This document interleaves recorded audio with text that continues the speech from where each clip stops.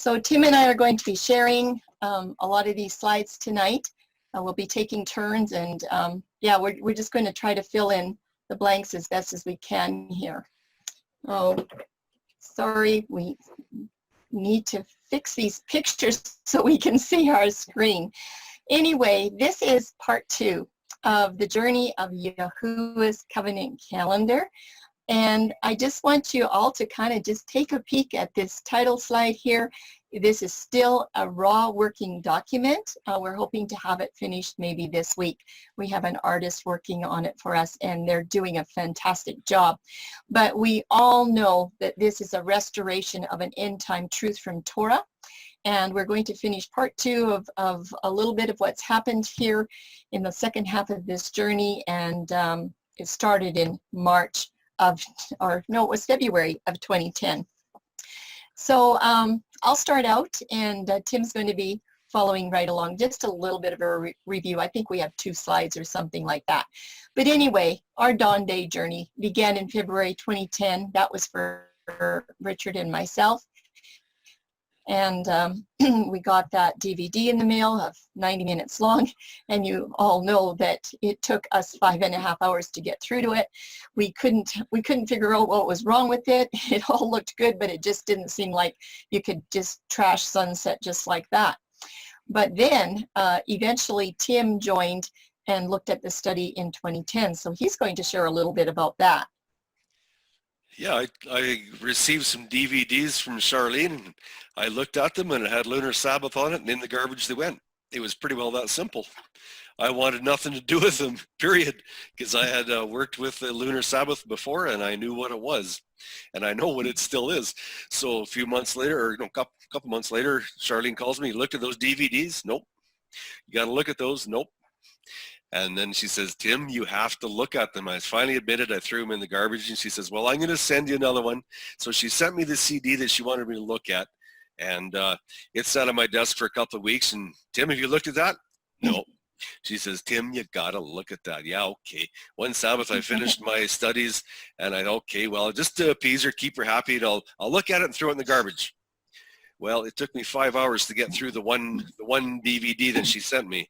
And from that day on, my life changed big time, because I had no idea what I saw, but I did know what I saw. Or, you know, I knew there was something there, and I was convicted that very day, to be honest with you. I was convicted on Dawn Day, and that's where it started. Yes, Tim was convicted right away, and he switched over, but Richard and I did not switch over. It took us 21 months before we actually said, this is ridiculous, keeping Sabbath from Friday sunset to Sunday morning. And I kind of think, Tim, that a little bit of that was because my parents were still alive, and I still have my dad today. But my parents, my mom, gave us so much resistance, and we just didn't want to see her hurt. That was very difficult. But Tim had lost his parents by this point in time. So you know how it is when you want to honor your parents, and they just say, "Charlene, you know, you got scolded," and it's like you feel like you're 5 years old again. But anyways, we got all the way through that. And I think it was Day of Atonement in 2011 when Richard and I made the decision that, you know, we had to get back onto Dawn Day. This sunset thing was just messing us all up. We traveled through to 2013. We had done quite a bit of light studies. Tim had done mostly of it, but it was about spring 2013. We had quite a few of Dawn Day studies done. I'm going to say maybe 7 or 8 from the Old Testament.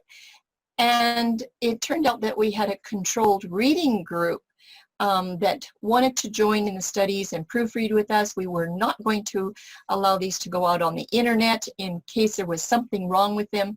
And we shared those studies with this reading group, and there was about 40 to 42 people, and I kept very close track of who was getting what studies. They got them in order.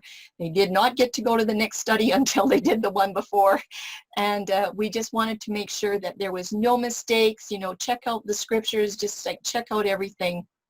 And it was about 12 to 15 months later, they were just begging us, please let us share there was a lot of people that wanted to see the studies, and we said they could join the controlled reading group, but they could not share them by email. And a lot of them went out in the mail. But it was around 18 months later that we actually said, yes, we're comfortable. You know, we know that we're on the right track. We just plain could not take the risk to have these studies go around the world in 10 seconds if there was mistakes in them. We just didn't know how to retract those errors. It was also in the spring of 2013 that I shared this with Walter Schoppe. I don't know if he's here tonight, but definitely he said, I am taking this to the Passover group in Germany that I'm going over to teach. And that was about a month away. And so he took the studies to Germany, and they did not like that very much. They were not happy with him one little bit. But you know, it was it was December 25, that very same year, where he called me and he said, you know what, Charlene, my group just received a 60-page paper. It was from a Russian man that had been studying, and he had put this study into German, and somehow he had email addresses for this study group of Walter's, and they were delighted to have a study paper in German that they could read, and they were totally on board. There's more information coming up about what was happening in Germany after that, but it was about the same time that we were finding Deuteronomy 4 in chapter 17, where Moses said that, you know, you're not to look to the sun, the moon, the stars, the planets, or any of the heavenly hosts, lest you worship and serve them. Well, we said, okay, we know we're not supposed to look to the sunset. We're supposed to just look to the light in the morning. So that was all okay. But you know, that moon, we were still keeping the moon month at that point in time. We were raised that way. We were taught that way from our feast teachers, mine from 2006, and same with Tim a little bit later on. And we just couldn't figure out, like, that just didn't make sense. So that's kind of where questions came in about the moon around the spring of 2013. And eventually we began to question our feast teachers. Here within the next year or so, we began to think, why do our feast teachers not have this right? And we actually tried to share some with some of them, I believe, and that didn't turn out too good, did it, Tim? No, so that was going to disastrous. continue on. That was disastrous, trying to show other people about this. I thought everybody was going to take it and just run with it, and everybody was going to be my best friend, and everything was happily ever after. Well, it was pretty well the opposite of that, let me tell you. I got shut down pretty hard. But that's the way it is, you know. Their ears weren't ready. There is an elderly couple that had high opposition to me, and I had great respect for this couple. They were in high opposition to me. 2 years later. Oh, that's coming, Tim. That's on the next slide. Oh, okay. Then I'll leave that one. Okay. Yeah. Did you want to say anything about the year start? Because when we were questioning the moon and the month, we knew that if the moon didn't start the month, then we were really at a loss, right, of how does the year start. Do you remember that, Tim? Yeah. We didn't know what to do. How come? Why? Where? We were kind of searching frantically there for a while. Yeah, and the thing was that we thought we were doing a dawn-day study. We thought we were doing a day start study, and that was all that we were going to do. We were going to figure out when the day began, and then we were going to say, okay, we'll get on with life. And I had a lot of projects on my back burner, and you know, Yahuwah, he's so gentle, and he just marks everything at perfect timing. He kind of questioned us with that moon, and then we knew, well, if we have to question the moon month, then we got to question this year start. And he just kind of slipped us into a full calendar study, and both of us knew that this was not what we wanted to do. And I knew for sure that I didn't have the brains for this study. I've seen arguments up the gump stump. I just said, this is not for me. I'm not going to be part of this. But you know what? Yahuwah had some different plans, and he just kind of snuck it in there on us, which was, when you look back, is kind of neat. But into 2014, I ended up having to be away for a full year.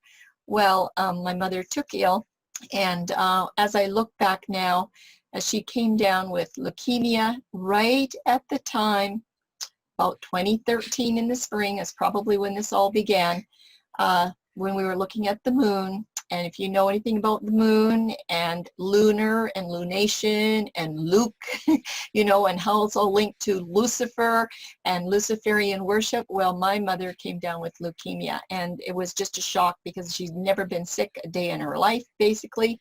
And I lost Mom. But now that I look back, I really do believe that the enemy was trying to stop the studies, because he knows what's going on too. But Tim, can you tell us something about that discovery that's under those keys? Well, the one thing that was nice to have is when the adversary tried to pull you away from the studies, Yahuwah provided somebody else to help with the studies. He says, if you're gone, I got somebody else for you. Enter Sue. Sue is on this panel tonight. Mm-hmm. Sue came in there, and she grabbed a study, and she says, I'm going to prove this wrong. Then she got another study. She was going to prove it wrong too. And then after a few studies, she says, do you need some help? I says, absolutely. And so Sue worked hand in hand with me for quite a long time. Sue's been an incredible help, and I really appreciate everything that she has done. And we did discover Erev, the key to understanding day start. We now understand that the word Erev, which is evening twilight mixture, that mixture is key to understanding the year, understanding the month, understanding the feasts, understanding the days, the Sabbaths, the feasts. It's key to everything. It's that's why it comes right in Genesis 1 there, and it's very, very clear what it means. So that was a pretty good discovery. We needed that pretty bad. Absolutely. So here you go, Tim, with your favorite story. Some dawn day inroads in 2014. Received an encouraging message from an elderly couple. Yes, this was that couple that had high opposition to me and were very vocal against me in the feast-keeping group. And 2 years later, they sent me a message that they had embraced dawn. 2 years later, I still have that message. And yes, that was in 2014. And I am thrilled that they did, because they were an elderly couple. They still are. And I have great respect for them. Good people. And Brad Scott, Wild Branch Ministries. I was very, very blessed to spend about 5 or 6 hours with him once in a living room of a house there, and we were studying and talking and just going through dawn studies. And he asked me if I had anything he could take with me or with him. Well, yes, I did. I had a stack of them in my car, quite literally. And he was a little taken back when I walked in with a stack. It was big, but he took them. He did, when he was teaching at our feast, and we were talking with him and questioning him and that, he did say that he personally believed that the day started at dawn. He says everything that he did, he would take back to nature. Every teaching, he says, must go back to nature. And he says, when does the day start in nature? He says, early in the morning. He says, when the first light starts up. However, I never did know him to preach it or teach it in his groups. I don't understand why. I'm a little sad about that. We need to keep Brad Scott in our prayers. He has a situation, a bad one, a serious one. And so we could lift him up in prayers. That would be absolutely fabulous. I would appreciate that. Yes, a health one. And the thing is, do you remember, Tim, that at that Sukkot, Brad only was with us 2 days. That's all he could spend with us. He had other places to go. But we were so impressed at the end of that 2016 Sukkot that we needed to have a voice for calendar. We didn't know at that point in time exactly how that was going to happen. But we gathered around in a circle of about 12 or 15 people, and we prayed and we asked Yahuwah for a voice for calendar. And we're going to tell you about that in a little bit. But anyway, there were some interesting dawn day inroads in 2015 as well. It was in August of 2015 that we were invited to speak on a kind of a Zoom platform like we're doing right now with somebody in the United States that has had a following of about 30 or 35 people or something like that. And I had taken a whole year to arrange this. And finally, we were given some speaking slots in July, August. I think it was actually August of 2015. And in that panel, there was a lady that heard that meeting, and her name is Tertia. She's from South Africa, and that's how we met her. But anyway, we didn't get too far. We had 8 lessons planned. We only gave 3, and then we were cut off at the kneecaps because the boss, you know, the one that was moderating everything, he saw where this was going, and he was not going to have his little flock going down the Dawn Day path, so we kind of got cut off. But there was a lot of fruit with that because we connected with Tertia and her family in Africa, and come to find out they had found the Dawn Day just 1 month before. I don't even know that whole story of how that happened, but they were so happy. That was in 2015. We have heard here just in about the last 6 months that with the sharing that they have done there, there's another man, Eston. Don't ask me how to say his last name. I do believe that Tim knows him from Calgary. He's in South Africa now, and he has shared the Dawn Day with over 100 people there in South Africa, and they're looking at Covenant Calendar now. They were just like so happy. But anyway, that summer of 2015 began a whole chain of events that are a huge turning point for calendar. And like I said, we only got to share for 3 weeks, and I don't know if any harvest that has come out of that, but there's a lot of other things that happened. So what was the divine plan of Yahuwah? Well, he knew what he was doing. He was moving forward, and he was going to give us more keys for a full calendar study. We didn't have any idea of what was coming, but he knew, and he just slips it in there so gently. So that's kind of the end of part 1. You know, we spent about 2 hours doing that the last time.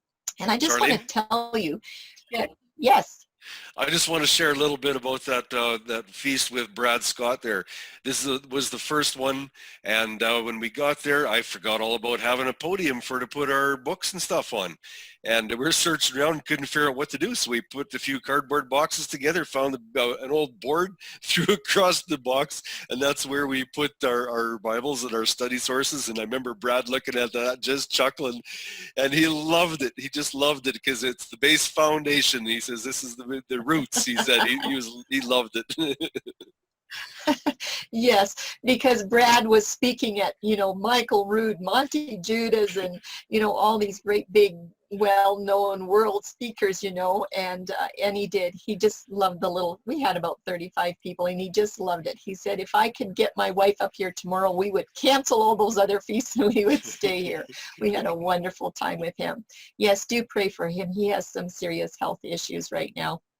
But we were discovering some old paths, and we had no idea what we were in for. We did not know there was going to be future challenges, and we did not know what was coming for a calendar study team. So anyway, we're just going to kind of bump up into part 2 right now, and I'm going to let Tim take this off for a couple of slides here.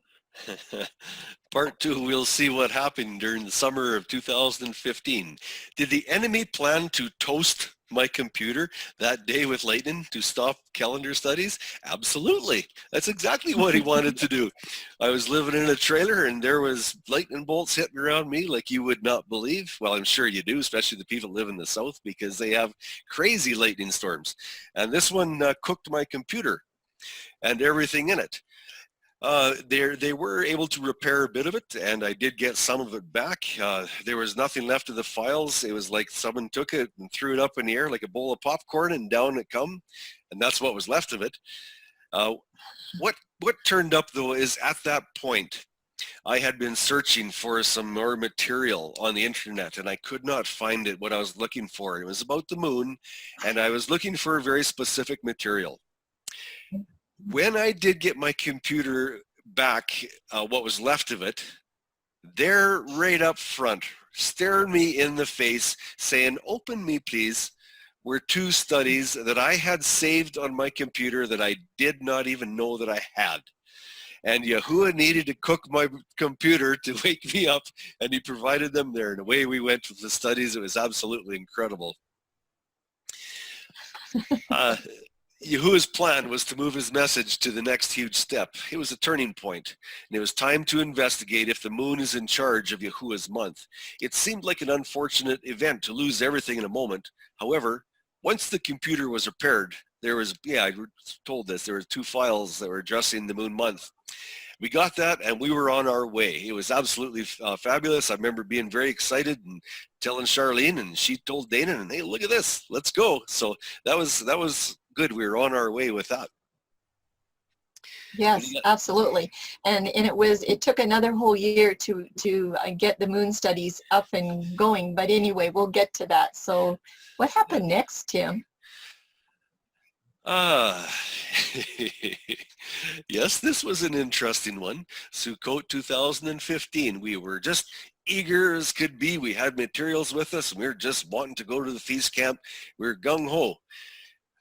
But there was a lunar Sabbath man who lived 3,000 miles away that said that we were not allowed to go to this camp. How that works, I have no idea.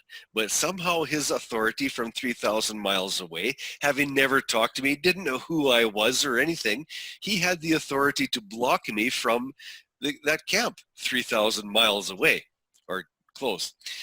Anyhow, we were blocked from going to the camp, both Charlene and I, and by association, Charlene was blocked too because they accused her of trying to open the door so that she could squeeze me in. And it was nothing farther from the truth. We weren't even planning to go together. Like, it was just, just what had happened. So that was actually a very good thing when we got blocked from going to that camp. Did it hurt? Yes. However, it was a very good thing because it instigated us. It gave us a kick in the bum. You see that shoe there. And it was time to have our own feast, time to have a dawn day feast camp. We had been just aching for this. And that was the kick in the rear end to get us going. Thank you, Yahuwah. Sometimes we all need a swift boot. Exactly. And I remember Tim calling me up and saying, Charlene, we got to do something. We're just not welcome at the feast camps. They're afraid we're going to say anything about sunset and convert people or whatever. It's just not working. And he said, I think we need to do our own Passover somewhere, somehow. And he said, do you think we could find 8 people to come? And I said, I'm pretty sure we could find 8 between you and Richard and me. There's already 3 and your sister is 4, so I think we could find 8. Well, we had about 30 to 35, and actually some of these people that came to our feast camp were ones that refused to go to the 2015 Sukkot, because when they heard that we were kicked out, they wouldn't go either. We had a wonderful 2016 Passover. Yeah. Then turning point number 3. That came September 26, 2015. It was Yom Kippur, and it was a discovery of another feast ministry with a calendar. But this calendar, guess what? It didn't have a sunset day start, and it had no moon month. I remember when Tim called me up and he said, Charlene, you've got to look at that YouTube. You just have to look at it. It was Yom Kippur, probably something we wouldn't normally do on Yom Kippur, but we did it that year. And we looked at it and went, oh my goodness, it sounds like they're finding what we have found. Well, everybody, it was Torah to the tribes. We had been introduced to Matthew Nolan through a Jim Staley teaching with him. I think it was in 2013 or 2012 or something like that. But I hadn't followed Matthew Nolan and Torah to the Tribes. I didn't know it existed, but that was our introduction to the T4 ministry. And we found out in short order that they were following the Enoch calendar. We made arrangements to talk to Jeremy Leduc, who was the one that taught Torah to the Tribes, the Enoch information, the Enoch calendar.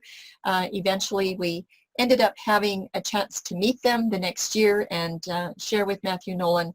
And you know what? He asked, I had 2 studies, and he asked me we had to present. Tim was not able to come at that point in time. I said I had a full calendar study for a day start, month start, year start, and I had the Joshua study. That's the one he chose, was the Joshua study, and that was the turning point. That's why we say the Joshua study is very, very powerful if people will just take the time to look at it. But it was that very day, and Satan was at work again. That very day that we were supposed to meet with Matthew Nolan at dinner, there was Richard and myself and Danon and two people from his fellowship. That very day, his wife lost her brother. So it was a very sad day. We didn't even know if he would show up. And I was just thinking, you know what? Satan, you're just always busy, aren't you? So, but Yahuwah worked it out so that we could meet with him and give him the Joshua study under those circumstances. You know, the enemy must have had a plan to stop or discourage this message, and I'm here to tell you today that he still has the same plan to stop this message, because he knows it. He knows it better than you and I do. But it was Yahuwah's plan to move his message to the next step. And we know there's a lot of people that are on different other calendars, and they are fighting against Covenant Calendar tooth and nail. They are finding all kinds of things wrong with it. And I just got another email this morning from a Lunar Sabbath person. And I just had to say, you know what, they just plain don't know what we have found. We know what they know, but they do not know what we know. And to get people to look at it, well, they have to make a choice. Romans 8:28, and we know that all things work together for good to them that love Yahuwah, to them that are called according to his purpose. And there is another amazing discovery that was about to happen after all of that. Turning point number 4, it was huge. Discovering this Melchizedek priesthood message. It was between September to December of 2015. We went through that 7-part series with Matthew Nolan. I think he had taught it before, but that was the first time that we saw it. And we began to discover that that was definitely a cornerstone teaching. I had never heard anything like it. I knew that that was a turning point. That was another turning point that changed our lives completely.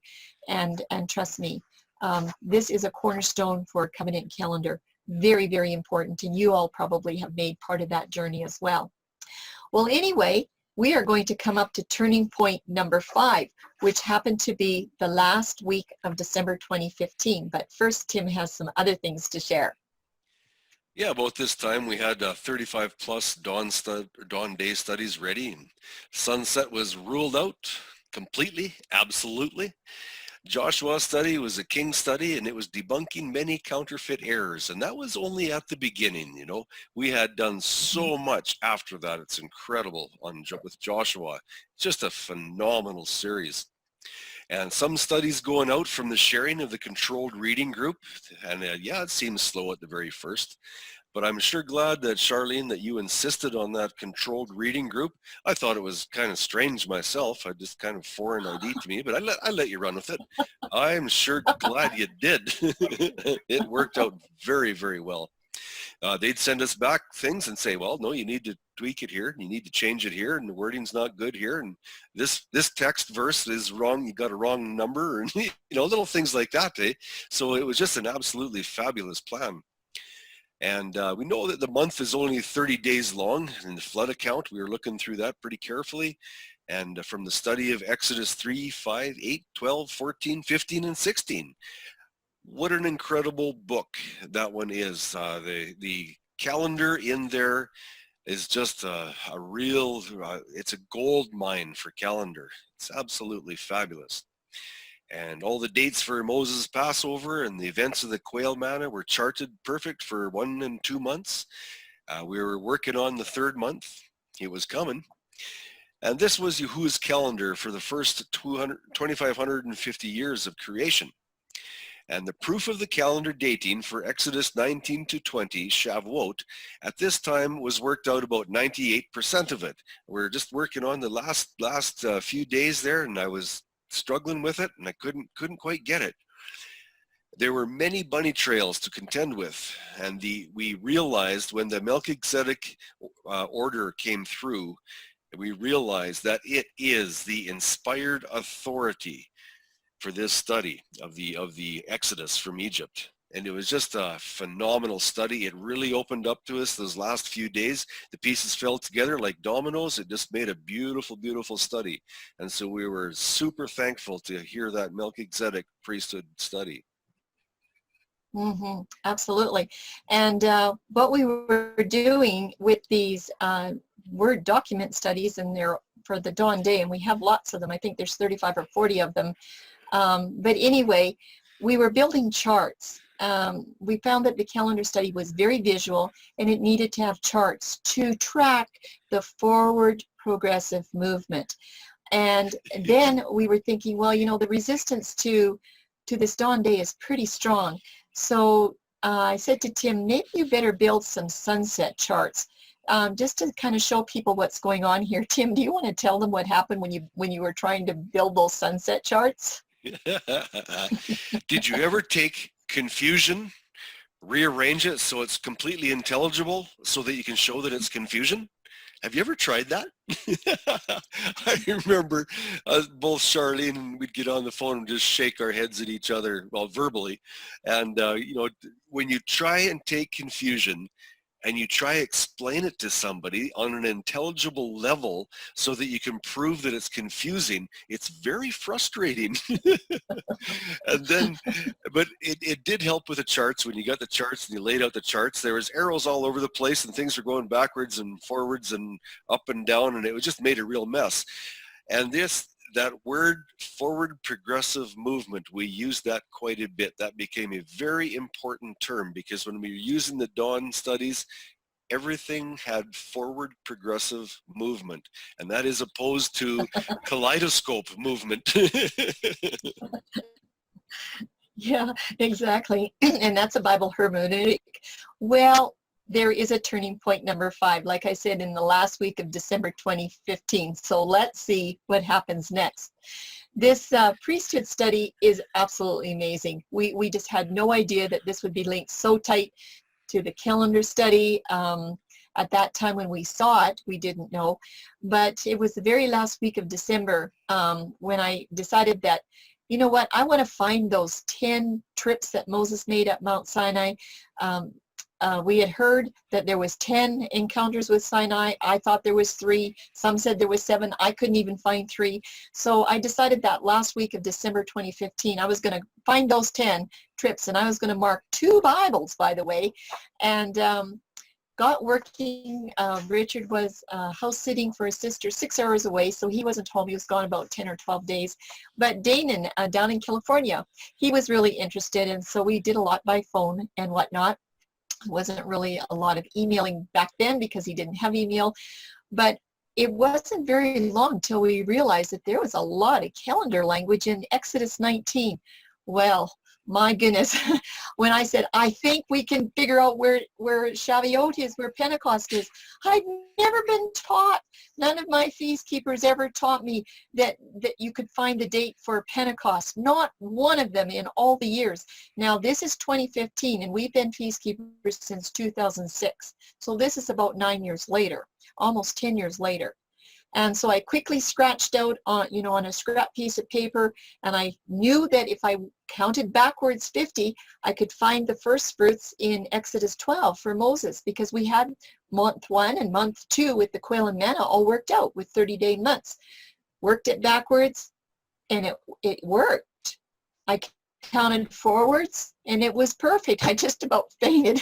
Anyway, I let Tim know. I said, guess what I found? Oh, he says, well, look what I found, He had been working on it too. Well, long story short, that was a cornerstone. That was huge. A huge, huge breakthrough. That's when we discovered that there's something going on with this priesthood teaching that we didn't really know about.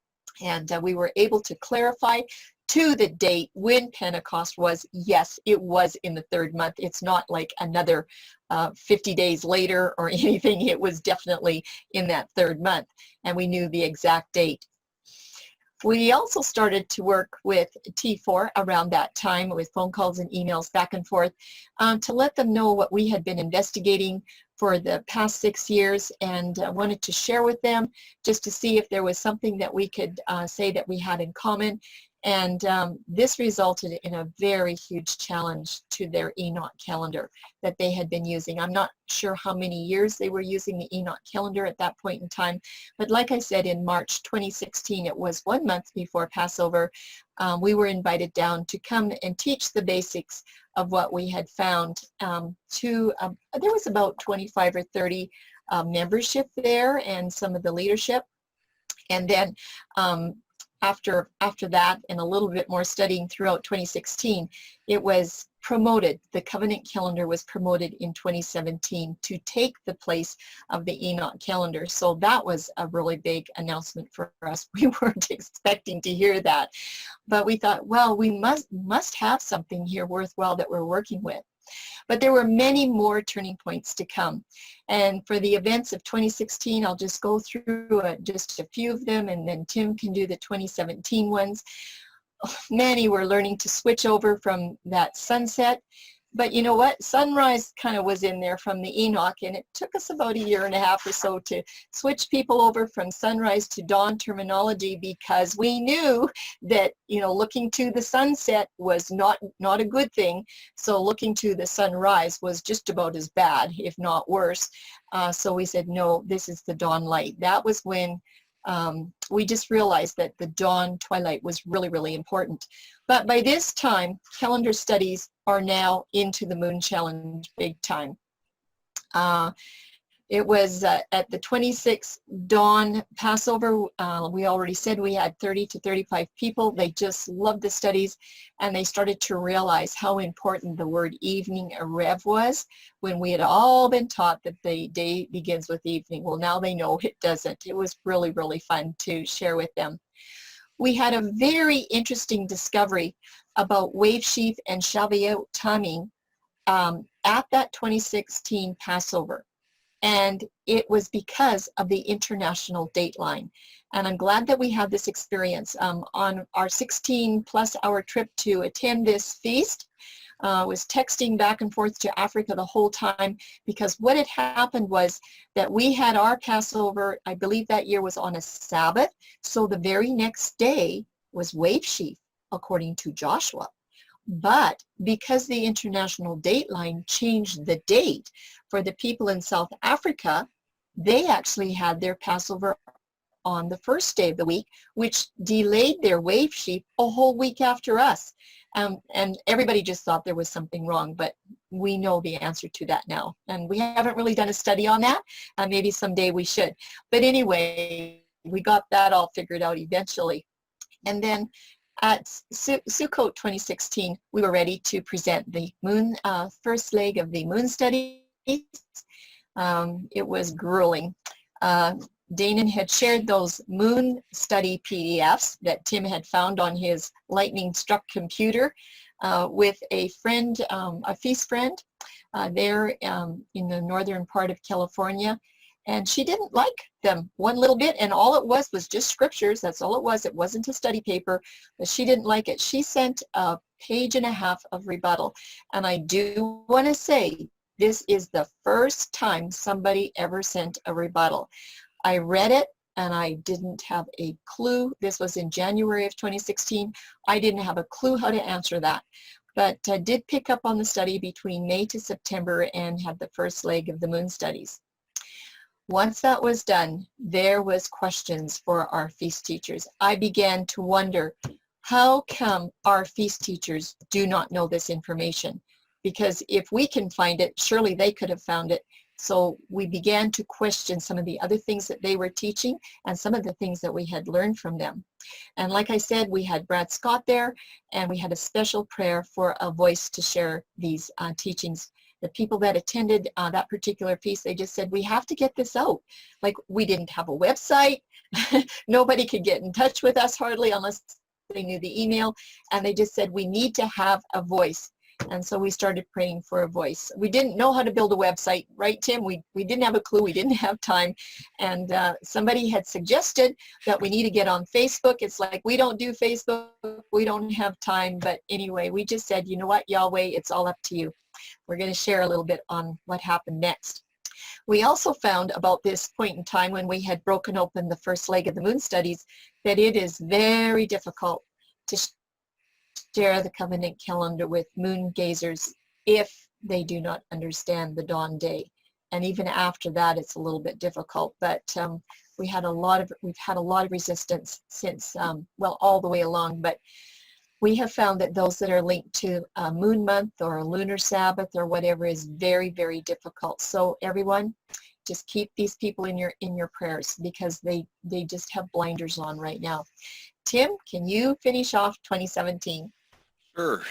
I'll start at the beginning of 2017. January.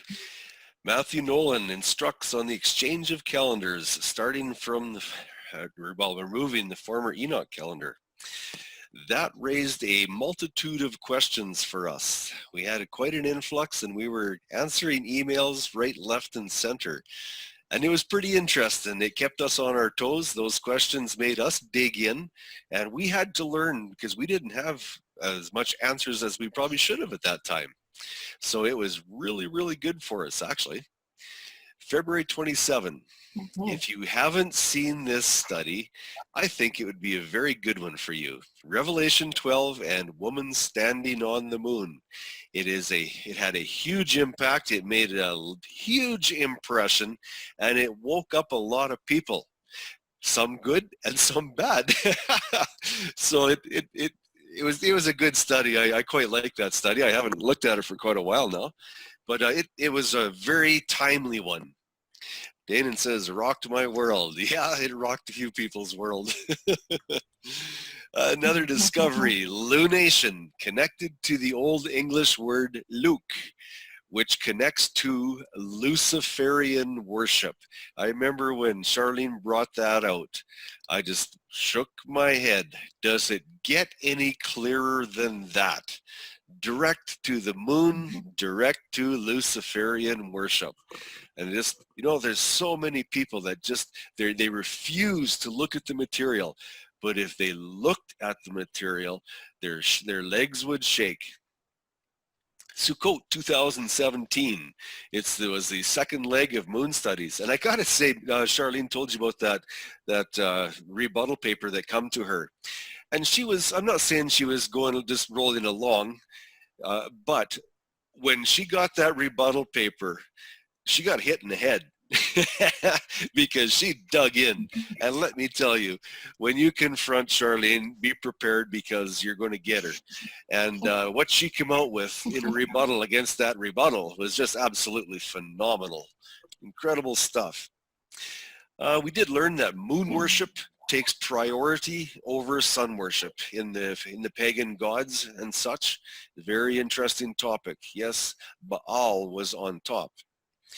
And also the much deeper roots than sunset day start. Much deeper roots.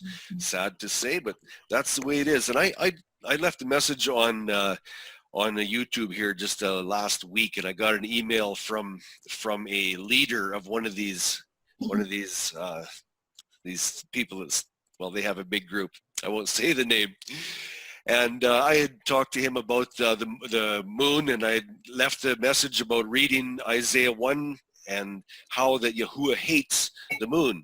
Well, I wouldn't even repeat what he said, because it is so ridiculous, trying to set aside Yahuwah's disgust for the moon, how he explained it. Just blinders on. That's what they are. They have blinders on, and we need to pray for these people. We really, really do, because the ones that will accept it, Yahuwah will remove the blinders for them. So it's our prayers that help this situation out. New understanding for genders on the light of the sun and the moon. Genders. This is an interesting topic. We got ridiculed big time just last week for this. Who says the moon is of masculine, and who says that the sun is feminine, and who says that the light is a feminine? And if there is a vav in front of the word for light, you'd see a Vav in front of Or. And who says that a Vav has to connect the genders? Well, this guy thought it was absolutely ludicrous, the most craziest thing he's ever seen in his life. What is he? He is a lunar Sabbatarian. So obviously he would think that this gender linking together is just absolutely insane. Why?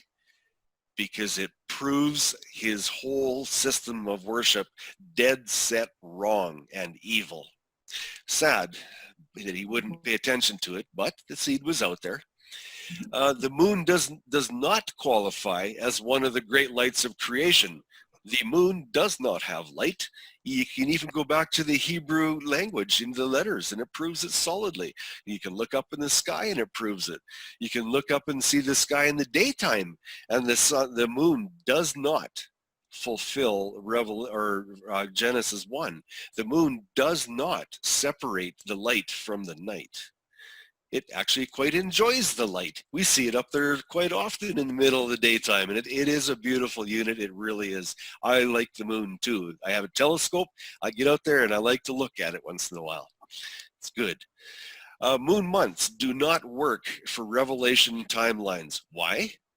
Because you cannot in a lunar year, and on a bunny trail here, you cannot find a Hebrew word that describes a lunar year. I do not believe it exists, at least not a biblical one. But the moon months give you the wrong number of days for the revelation timelines. You cannot get 1,260 days, 3.5 years, or 42 months. Not with a lunar year. It does not work. So what happens when those timelines are not fulfilled? Nobody lives.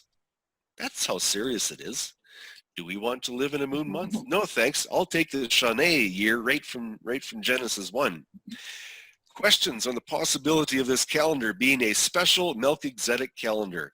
A search is made. Yes, absolutely a search is made. This is just a great study digging in, and a surprise discovery of all the basic components for the calendar are right there between Genesis 1:1 and Exodus 24:11. Yes, that is the very reason why we call it the blood ratified covenant calendar, because every base component for the calendar is found in those first two books. Where else would we find it if Yahuwah instructed it? So it was time for Yahuwah's special calendar to have a name, right, Tim? Go ahead. Yeah. Yes. As this calendar began to grow and have life, it went through many name changes. We didn't know what to call it. We were just kind of bopping along with what sounded good. And never once did we use the term lunisolar. So that was a good thing. The first two choices served their purpose. That was biblical calendar and scriptural calendar, because that's what they were. Yes, we couldn't deny that. They served their purpose quite well. And when we picked it up, we realized that the moon month was not in charge of the year start, thus lending to a solar year start. So we called it solar calendar for a while. But that didn't last too long, because we found out in the Melchizedek order that the message in there was a solar term that was attached to the Enoch calendars. So yes, this name was removed quite quickly. Solar calendar did not last long. That had to be gone. The fourth and final name of this calendar is unique and perfect, as this covenant calendar is found between Genesis 1:1 and Exodus 24:11. Why? Why covenant calendar? Well, that comes directly from the Melchizedek covenant, the Melchizedek order.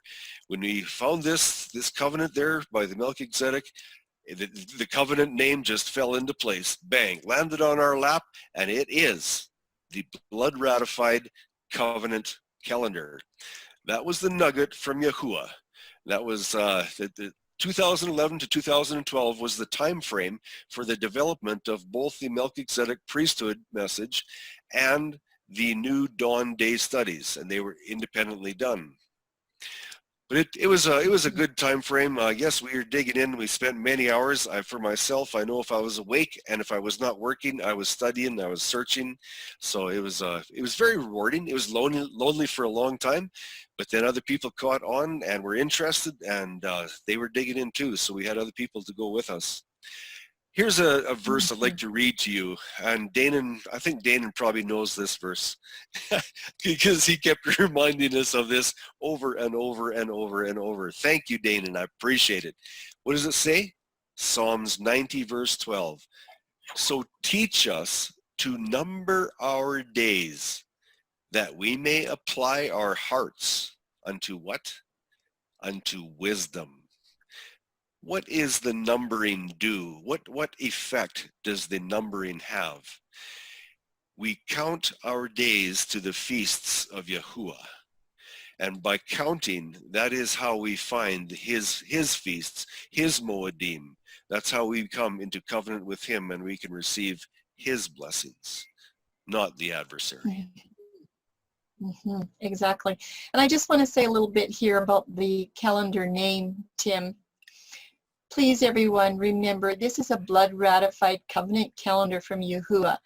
I just had in an email today, I don't agree with Charlene's calendar. It's not my calendar. It's not Tim's calendar. We never claimed to have a calendar. We just are showing what we have found. We hear this quite a bit. It is, we don't want to have our names attached to it. It is Yahuwah's calendar. So, but anyway, there is turning point number 6. And this one is where covenant calendar is given a voice, and it's the number 1 voice. Well, upon distributing study materials over the years, we started out with Word documents, just ordinary Word study papers in between 2011 and 2016. And then we heard the complaints, oh, we don't want to look at Word documents. We want to have PowerPoints. It's like, okay. So we started building PowerPoints between 2016 and 2017. Then the next thing that I heard was people want to visit our website. Well, we don't have a website. We don't have any skills. Plus, we don't have any time to develop and research how to do that. We're just barely learning how to use our computers to build PowerPoints. No, we don't have a website. You guys are just going to have to figure it out. We'll email it to you. No website. Well, then the next thing after the PowerPoints was, no, we don't want PowerPoints. I remember so distinctly talking to a gentleman that I've known since 2006. He said, Charlene, we want videos. At that time, it was really popular to be looking at videos, you know, not reading a Word document. He said, why can't you guys do videos? Everybody's doing videos. Oh, it's okay. You know what? So now we're doing videos, you know. And guess what? Now Covenant Calendar has Facebooks, not just one. We're going to find out about that. That happened in 2019 to 2020 that we know of. And then the next thing we heard was, oh, the videos are too long. We need to have shorter videos, and we need to have these PowerPoint studies in much, much shorter videos. It's like, well, okay, go to it. And guess what I just heard not too long ago? We need to have books. I just said, you know what, you guys, would you make up your mind? You know, we started out with Word documents. We started out with printing papers. Like, I don't know, but every different way that you can present the calendar study is a learning tool for many different kinds of learning abilities. So whether it's in a Word document or a PowerPoint or a video, if it's on Facebook or whatever, you know, use what works, right? But right now we don't have time to write a book. But I know that that request is going to be coming. But there was an observation. We found that the need is very great to accommodate many different learning abilities, personalities, and cultures. And you know what? There's always never enough time. So we were wondering, has Yahuwah been taking note of our needs? Has he been checking on the seriousness of this research commitment? And how are we ever going to get to the end of it? Like, is he watching what's going on? Well, if so, the question is, will Yahuwah take care of the urgent needs to further his blood-ratified covenant calendar studies? Like, we wanted to know, like, if this is supposed to go forward, if this is something that he wants the whole world to know about, well, he has to help us out. We don't have enough time to do it. And at this point, it's still just kind of a Charlene and Tim and team. But anyway, Covenant Calendar does stand tall and true, and it's because Yahuwah is behind it. What happened between October to December 2017 about these voices that we needed for calendar? Well, we did have a voice number 2 that came along in October 2017. I've already told you about Tertia in South Africa. She said she needs to write a book on how the dawn truth is not a theory, but sunset is a theory. And I just finished another edit. I think we've done about 25 or 50 edits. But it's been quite a project.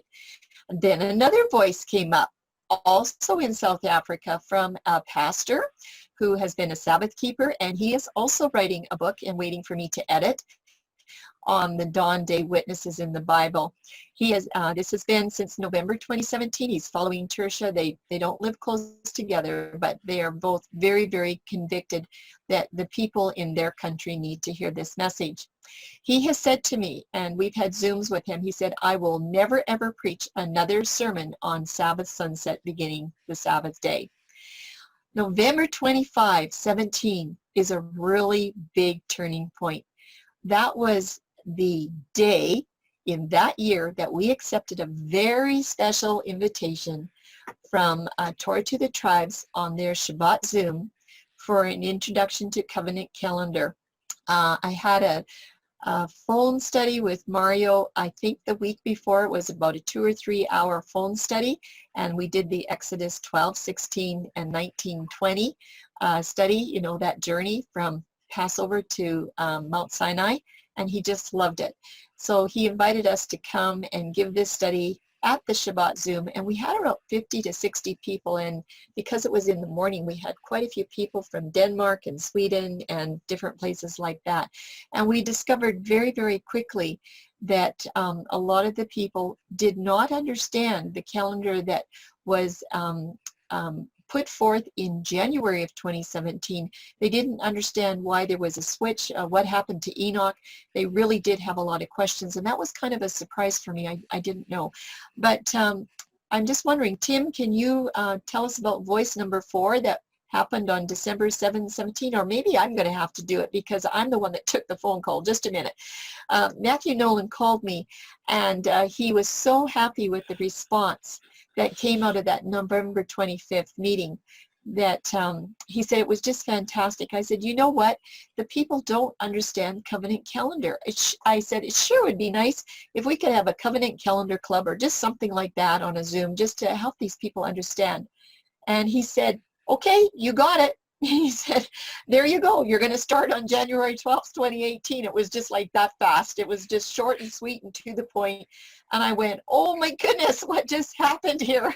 That voice we were praying for way back there, just a year before at Sukkot 2016 with Brad Scott when he left. I went, oh my goodness, Yahweh's given us a voice.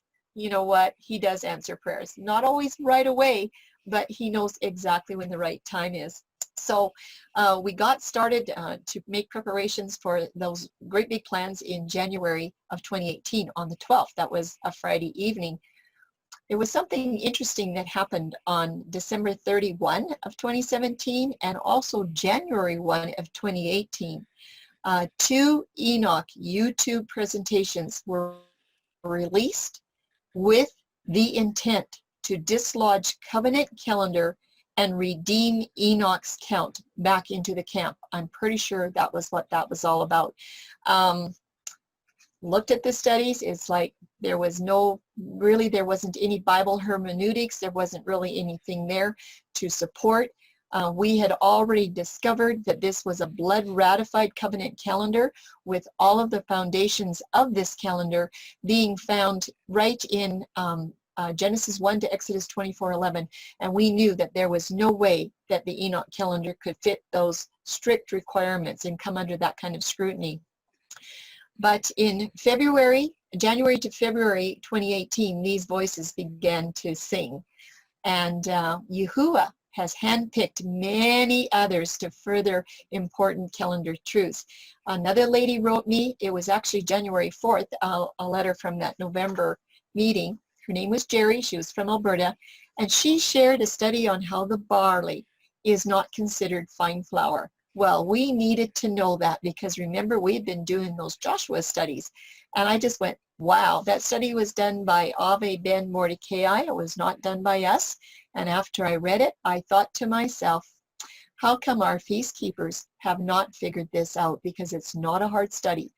It was very interesting that Mordecai did say in his study paper that he didn't want to cause a calendar controversy over what he had discovered, and I'm thinking, well, what else can it do? That's the only thing it can do. So I don't know what the barley people, but he's a well-respected man for his studies. I don't know, but we sure know that what he found is right.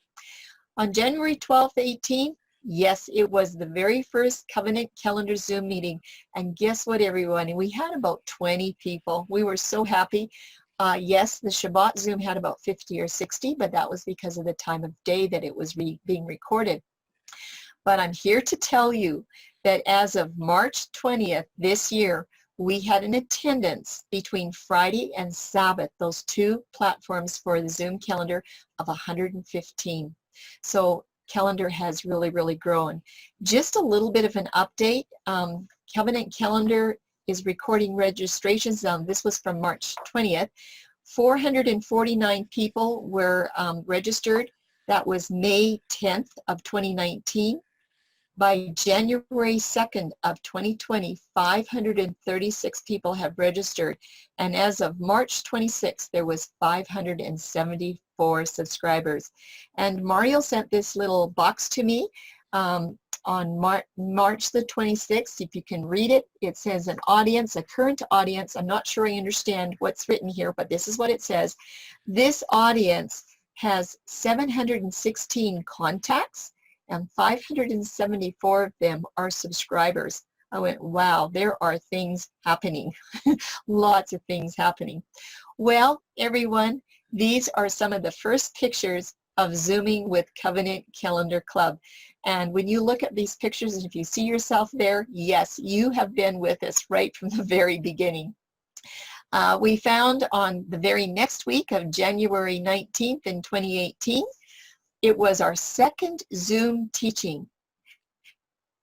And already that the students were realizing that Yahuwah gave those twilights as a safeguard so that his children would not have to look to the sun for day start.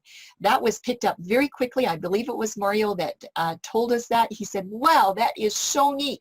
Yah has just made a provision there so that we don't even have to chance it, because guess what? The twilights are usually long enough, okay? You can usually tell the day has started before the sun rises. On January 24th, 2018, we were beginning to understand qualifiers for covenant calendar learning. We were learning that there had to be special qualifiers in the verses to tell us what the context was doing and what the content is all about, and we were watching for that. We were learning to read between the lines, and we were getting ready to connect these puzzle pieces. So this is just some memories from our very first Zooming classes that we had, and wonderful, wonderful discussions. In February 2018, there was also several other feast camps that were being challenged by Dawn Day members. And there was a Gary in Indiana that shared a calendar thought. It was from Noah's flood account. We had a Zoom with him, and he was just feeling that there was something in that one flood account from the second month of the second year on the 27th day. He said, I have a feeling this is connecting to something. I don't know what it is. And I just made a really quick little calculation there, and we found out that that date of Noah's flood account actually linked to Yahusha's 40th Omer count, and only on his calendar of the year that he died. That was a really big tip for us. Then we began to wonder, what about those other 10 calendar tips in the Noah flood account? Maybe they link up to the Passion events and the Passion ministry, so we're going to be discovering if there's anything in there when we ever get to that study. The very first Covenant Calendar YouTube website, I don't know if Mario is still here. Can anybody tell me if Mario is still on the panel? He might have left. Okay, I will do it. I will do it for him. This is a website that Mario put together. Oh, hi, Is he there? Yeah, I just sent you a document with some current stuff. He sent you a document with some current stuff, he's saying, On subscribers and stuff. on subscribers. Oh, you know what? I guess I didn't get it on time. But Tamara or Mario, can you just take time to spend about a minute or so and just explain to us the journey that you had in bringing up this YouTube website for the Covenant Calendar? It would be fun to hear from you. Well, all I can say is that I was blown away from the very beginning. When I got a hold of Daystart and then the Shanae year, the Shanae year kind of hit on that for me. I mean, I know different people were moved by different parts at different times. I really appreciate that Shanae year. And if we go there in Exodus 12:1, and it says, this will be the beginning of year and months to you. Well, it's a no-brainer that the beginning of the year is the first day of the month, you know, and so that made total sense. And then you click on new or months, it goes to new month, or Rosh Chodesh, and the word for is not even in there. If they just do one more click, it'll say moon. You know, it'll say, I'm not thinking of the word for moon at the moment. What is it? Yerach. You're right. Yeah. Yerach. Right. And our first assignment when we went into the land was to take out Yerach City. And I told them, we're going to get busy. Let's take out Yerach.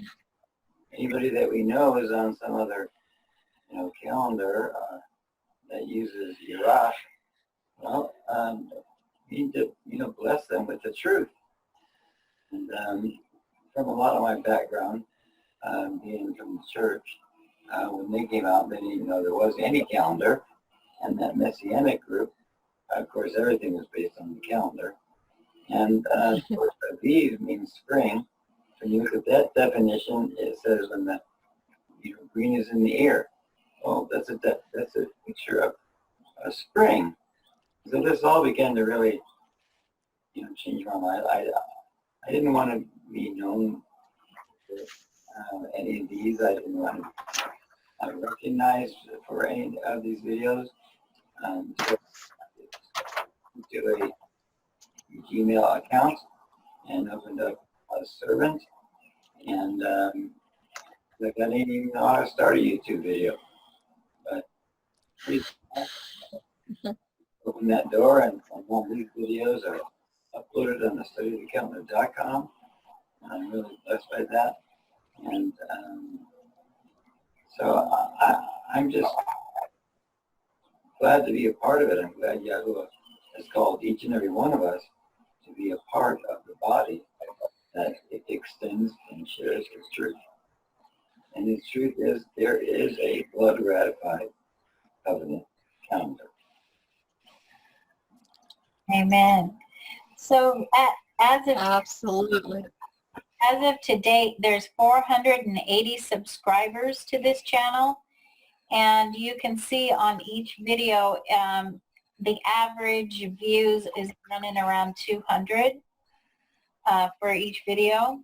And I can say that Mario spends a lot of time editing them and making them presentable for everybody. And it just truly has been a blessing for. If it wasn't for those cool thumbnails that Charlene makes, it might be so catchy.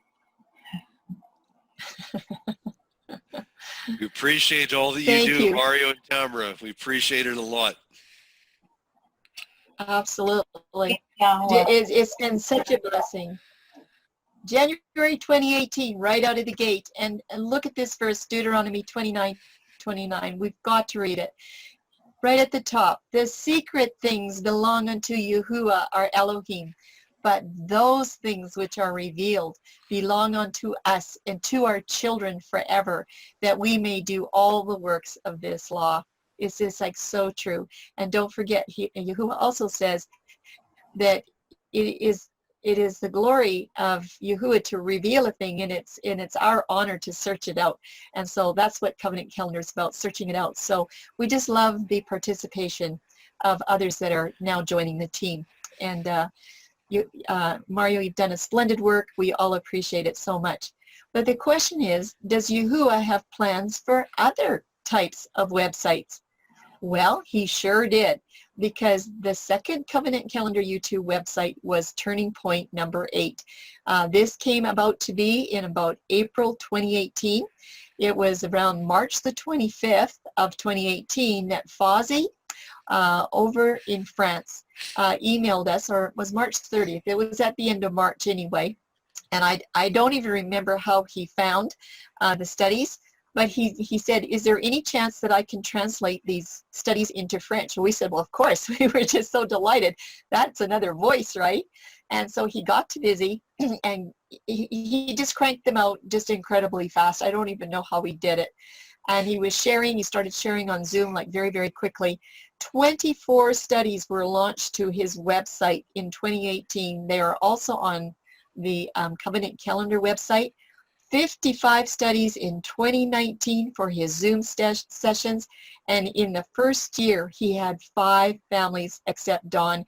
He was actually working with a head rabbi. I don't know how that turned out. He was sharing the Dawn Day with a head rabbi there. Well, I'm going to have to ask him, Tim, how that turned out. But he's done a fantastic work over there in France, and the word is getting out. It's just absolutely wonderful. Well, but the question is, what other plans does Yahuwah have? Is there something more than that? I'm going to start off the first half of this page, and then we'll have Tim finish up. There is a voice number 6. It was around May the 16th. And it was when we met a family by the name of Connors, and they have been on Covenant Calendar Club from Australia. Met him through Walter Shopee.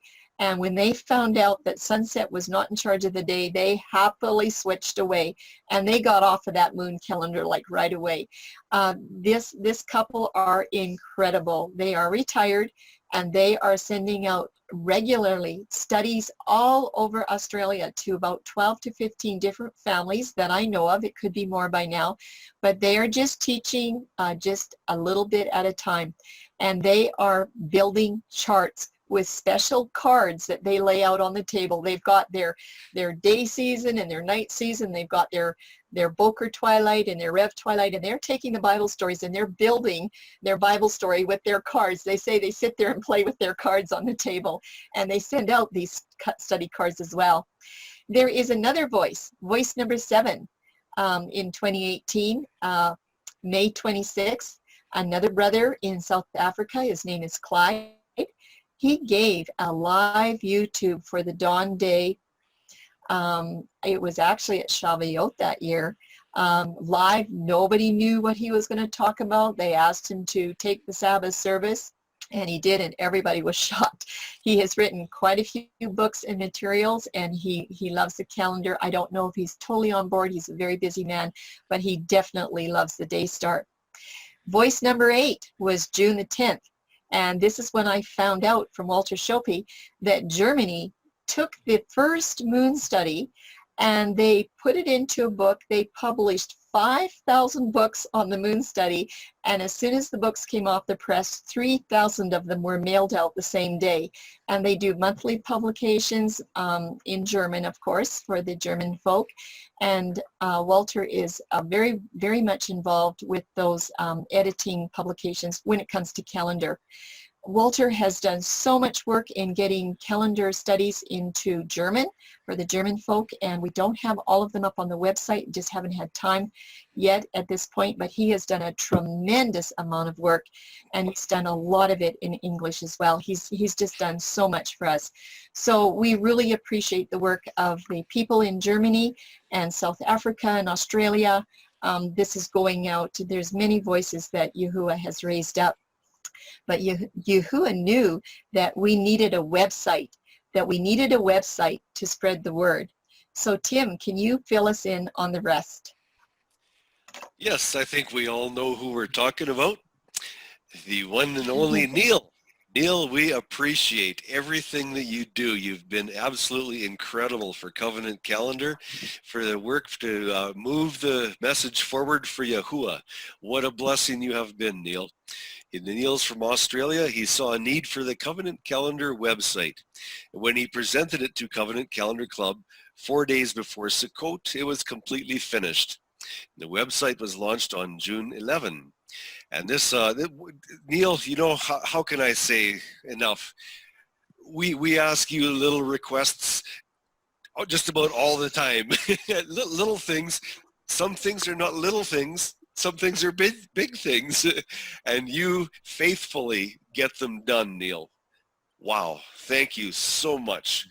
Your dedication is absolutely incredible. May Yahuwah bless you for all that you have done. June 12th. Many French and German calendar studies in the PowerPoint are uploaded. This is one of my dreams, is to have these studies go out in different languages. I'm hoping to get some Spanish up there someday. It hasn't come along yet, but we're sure praying for it. Update. In less than 20 months, the website activity has been very good, considering this topic is a very narrow and well-defined study. Yes, there's not a lot of people that are just looking for calendar. So we appreciate the people that are on here and that are digging in. As of January 2020, the total page reviews are 23,540. Our best month was 2,928. The best week was 845, and the best day was 244. These are people that could not have been reached without the website. And a new website has been launched with a clean, crisp look. Neil, are you available? Are you on this panel today? Yes, I am. Yes, I am, Tim. Would you like to talk to us about this website? We would appreciate some input from you.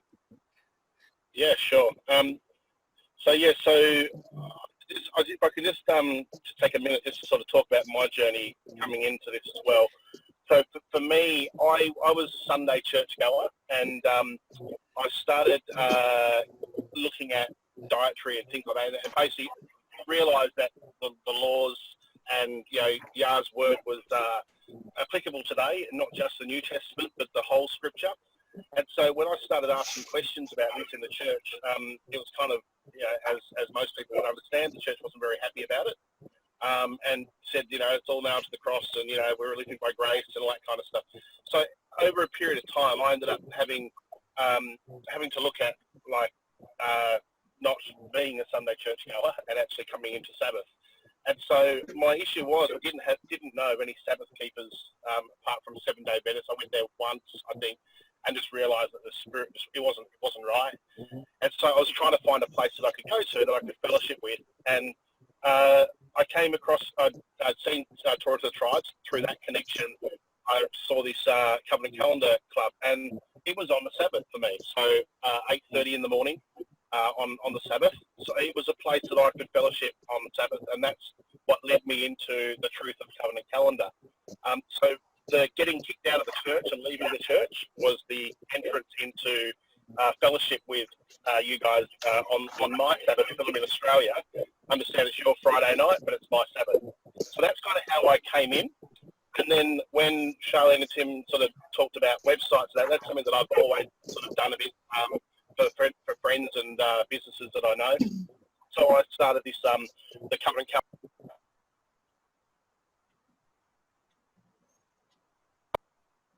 Yeah, sorry. I'll just there for a second. Had a phone call come in. Sorry. With this, started building the site.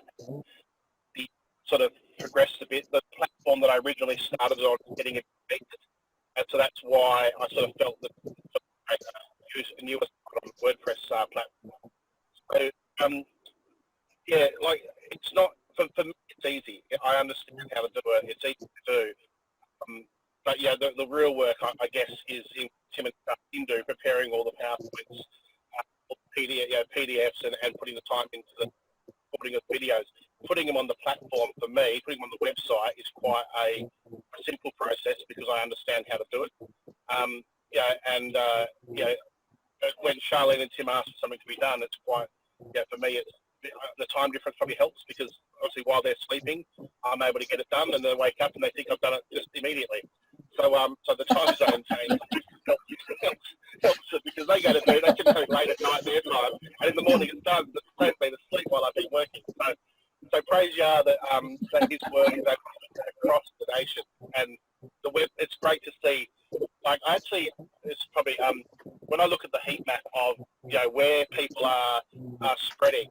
This website's got the same sort of spread as coronavirus. It's reaching the world. It's reaching the globe. It's affecting everybody's life.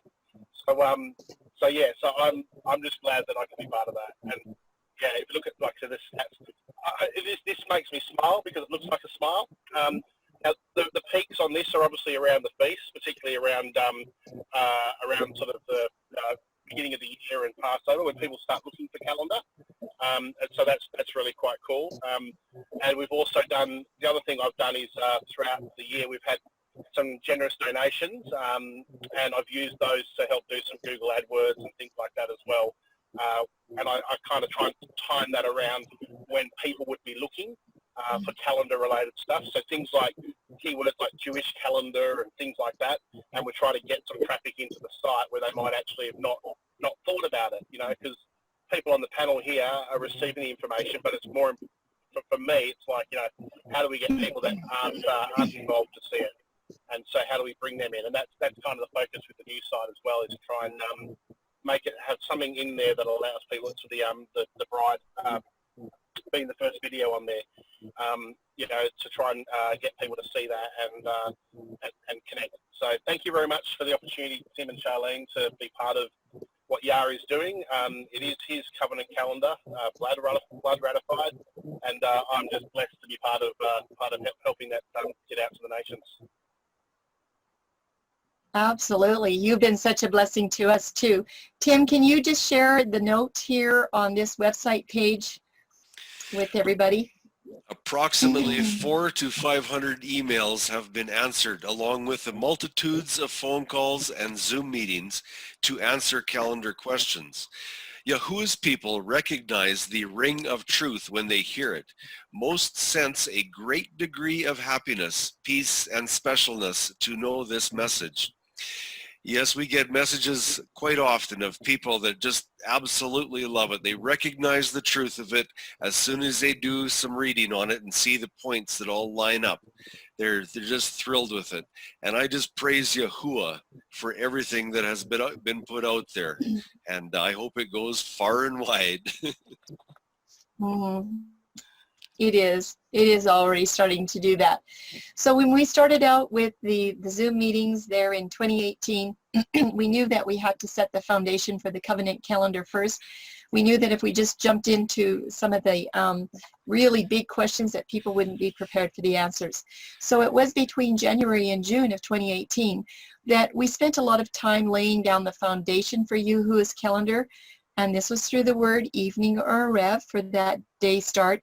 And we also did a little bit of foundation for the year start. That was where the Revelation 12 woman on the moon came in. And then the removal of any moon authority through that Revelation 12 study was really a catcher for a lot of people. And we could tell that the excitement was building with the Covenant Calendar Club members. They were waiting in anticipation, and they wanted to know about that moon. I just remember they wanted to know about that moon so bad it wasn't even funny. We had also told them that the Joshua study was very, very special. It was really a kingpin study for all of the calendar, and but we made them wait for that. So we've done quite a bit with Joshua since then. But from June to December, excuse me, we did the third and the final leg of the moon studies in a 10-part series, and that expanded to Yahusha's ministry and who really was responsible for taking away the key of knowledge that enables Yahuwah's people to be in a full restoration with him. So we found through the moon study that we got a really good glimpse of who is really responsible for taking away the keys of knowledge, at least for calendar. In 2019, Tim gave the year Shanae study, and it was kind of cute because I said, you know what, I'm done with the moon. I think 10 PowerPoints is enough, like I'm just done. And Tim said, yeah, I think so, Charlene, like we're just done with the moon. That's it, that's enough, right? And he went on to do these 2 year Shanae, part 1 and part 2. And guess what? If you've seen them, you know there's a whole bunch of moon in there. And I just thought that was kind of funny. Yes, the year is definitely going to boot out that moon month for sure, that moon year start. But anyway, the year Shanae studies were sort of a crowning king point for the moon studies. Tim, can you finish off with the rest of this slide? The enemy knows the moon series would remove his malicious hold on Yahuwah's people. Every study was incredibly challenged with a high degree of spiritual attack and increased efforts to halt these messages. Yes, you name it, the challenges come to Charlene and I, to Mario, to get these messages out, you know, from lightning on computers to papers that are totally lost, to messages that are totally lost, to things that distract you, things that are necessary, that are important, that you cannot set aside. And these challenges just come and they go, they come and they go. It's persistent. We know who challenges these studies, we know, but we also know who has the higher power and who is in control ultimately, and who is going to get these messages out. Yahuwah oversees to make sure his plan comes to fruition. Do remember, the moon's ordinances from Yah are important, and we need to know what they are, because the moon does have ordinances. We're not trying to remove any power and authority from the moon. We just would like to see them placed exactly where the scriptures claim that they are. Mm-hmm. Exactly. And with these moon studies, I already told you that, you know, I lost my mom through leukemia. I really believe that Satan was trying to split us up to stop the studies altogether, and he almost did. But when it came to this third leg of the moon studies, the spiritual warfare that went on every single time, whether it was a lightning storm or whatever, most of it though this time was with my dad. He was 97, 98 that year, and 16-hour drive from me, and it seemed like every time there was something going on with Dad. Guess what, everybody? Since I finished the moon studies, my dad's just fine. So I know we were under big attack. And Satan, he just tried to get me always on the road traveling so that none of this could go forward. But Yah has the upper arm. Well, there is another milestone for Covenant Calendar, and Tim's going to continue on for us. July 2018. More evidence on the light of the moon as it is, but reflected feminine light from the sun. The moon does not have its own light. It's just not there. And the or, that word for light, it is also feminine. So when you have a vav in front of that word or, it must be connected to something else that's feminine. And that is most certainly not the moon, because the moon is masculine. So when it says that the moon shall not give her light, that word her means it's pointing directly to the light of the sun. The moon is not going to reflect the light of the sun in those two verses in the scripture. The moon does not have light. The moon is disqualified as one of two great lights in Genesis 1:14 to 16. The moon is not mentioned, not for about 1,500 years later. Also, the moon does not have the ability to divide the night or the light from the night. It simply has, it's just not qualified. It is very deficient in that area because it was not designed to do that. And yet I got an email today that, oh yes, the moon is in Genesis 1:14. Well, I have to answer that email. And I got lots of ammunition against it because that moon is nowhere near Genesis 1. Why is this so important? Most people that follow the moon calendar really believe the moon is one of the great lights from Creation Week and that it has its own light. Well, when you're taught that from a child, or even when you're just searching it out and you don't know any better, when you're taught that, you trust your teachers. Note that those words, you trust your teachers. So what I'm trying to say is, please do not trust anyone. That includes Charlene and I. Take us to task. Take our words to task. Dig in. And if you can prove us wrong, that's great, because then we will change what we write. Ask questions. Prove it by the Torah, please. That's where it needs to go. Put it on the chopping block, split it open, look at the heart. If it doesn't have Torah in the heart, then it's not worth the chopping block.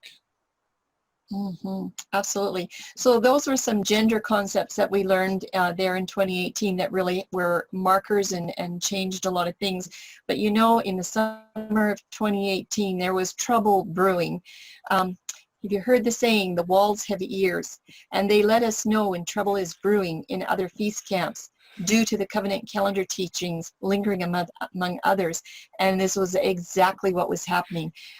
There were people in other feast camps that we have been associated with that were hearing bits and pieces about covenant calendar, and they were taking it to their feast leaders, and oh my goodness, did we get into trouble. And you know, that's just like the enemy. He just wants to stop you every bit of the way. If he can waste your time on endless phone calls and emails and who knows what all, he will do it. Just to stop you and your research and your study and your building of PowerPoints. We've been through it all. But we decided, at least I did, that it was time to fast and pray. And I did start fasting and praying for a whole solid year, 2 days a week, to see what to do with these accusers. Haven't had an answer yet, but I know Yah's watching over all. But what was Yahuwah really doing? Was he sowing seeds in those feast camps? I kind of think so. I think we're going to see a harvest one day, and maybe we don't have to wait too much longer. Yeah. It was in September 2018 that Yahuwah started to provide for us a lot of historical quotes to support the dawn day, even though we didn't really know that they existed, and we know that they're not really needed. We know very much so that you can prove all of this from Torah very easily, and of course from the whole scriptures and the gospel account. But to have the historical support, people were asking for that, and that study was well received. In the fall of 2018, remember the Connors down in Australia? Guess what? They were the first ones that we know about that from Covenant Calendar Club that set their hearts to building a sundial to track the equinox in their area. And they were taking accurate readings and sharing information. And that's what started the ball rolling for looking at the shadow and the equinox. We also had another interesting turning stone. Our first Covenant Calendar member asked if they could teach. This was Newton from India, and he wanted to present a PowerPoint on the spring Tekufa that eliminates the year using the equilux.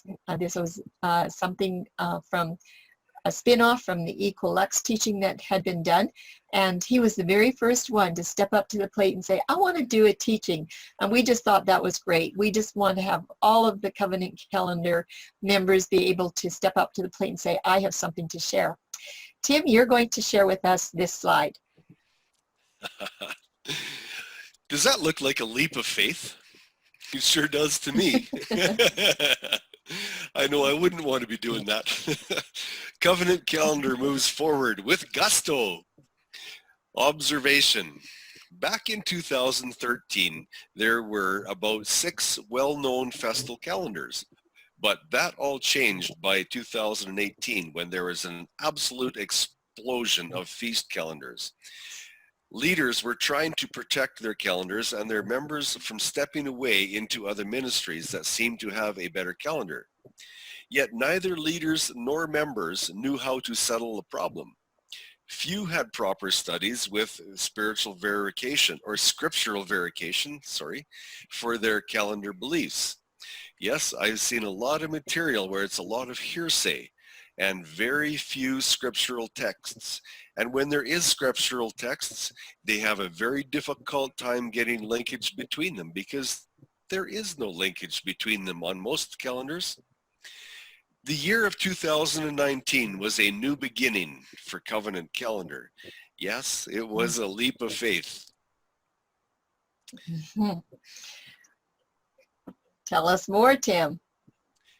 And then we're going to have Tabitha, maybe Becky or Tabitha. I don't think that they're here tonight, but I'll give their part next after you get done. 2019, the year Shanae the year Shanae. These studies finish off the challenge of the moon month and related calendars. And that word Shanae, when you understand the full meaning of it and the depth of that word, it is just absolutely phenomenal. I strongly recommend everyone to look at those two studies even a couple times to understand the absolute depth of that word Shanae. That word eliminates every other calendar out there right from Genesis 1:14, and that's what I call the starting gate. There's nothing else that can do it that good. Shanae, it's from Yahuwah. February 2019, lots of enthusiasm and energy joins Covenant Calendar with a team of ladies that are happy to hear of a feast calendar based completely upon Scripture only. Yes, Scripture only. And yes, I was asked that several times. And they were very happy to hear that we only deal with the Scripture. That's where our sole source of authority comes from. We welcome Tabitha, Becky, Daisy, and Beth, all of them with incredible joy at finally finding a feast calendar that seems right from the first introduction, and they are determined to study. We welcome them greatly.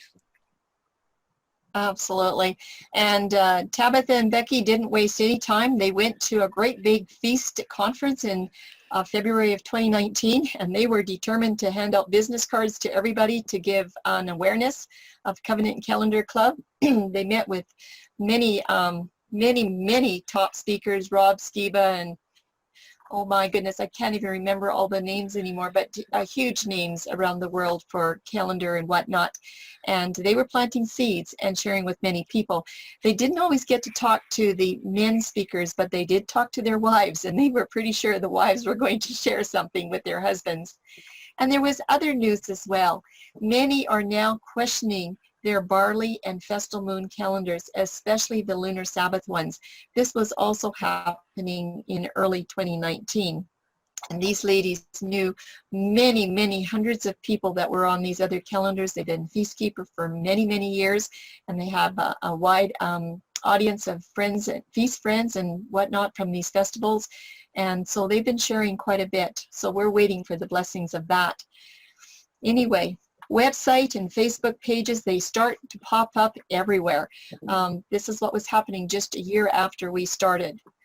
I don't think Walter Shopey is here tonight. I'm going to continue on. If he is, he could just pop in.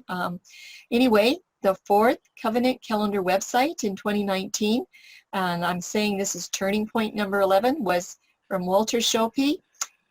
Everybody that attends Covenant Calendar Friday and Sabbath really does know Walter quite a bit. He's done so much work in German and in English. He just never gives up. He loves his work. He said nothing has given him so much joy as to be able to teach others.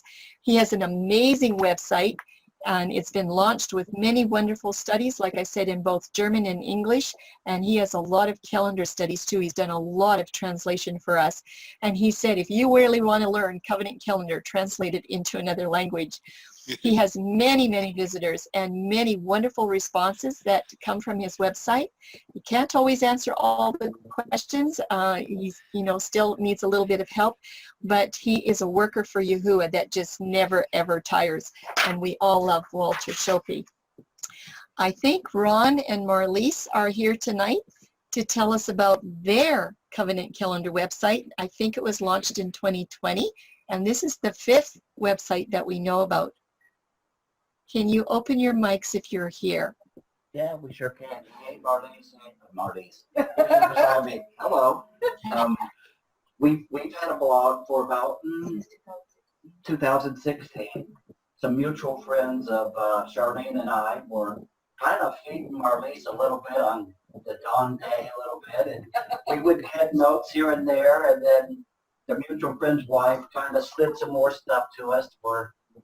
And then one day we just ran into the website, the stuff on YouTube, and started digging, and then Marlies got her little happy fingers going, and started digging even more, and man, what a wild ride. Abba has a sense of humor. I fought and fought and fought this, because you see everybody else around you, and they're blowing a shofar at the crescent, or they're seeing a full moon, and wow. Now I feel like an outcast, but you know what? I feel this is the best calendar, the only calendar, the only calendar. Yeah. And there is so much more to dig into. But I want to say this, Tim and Charlene, Abba bless you both. Oh, yeah. Really. The efforts that y'all put into this, the energy and strength and the wisdom and knowledge to be able to want to get in there and to find the secret things that he reveals to us, to be able to walk upright before him. Wow. And Mario for the work that he does with recording these videos, and wow, man, I'm still floored. And we have fruit of the site and everything that's being put out with people that's on the panel tonight.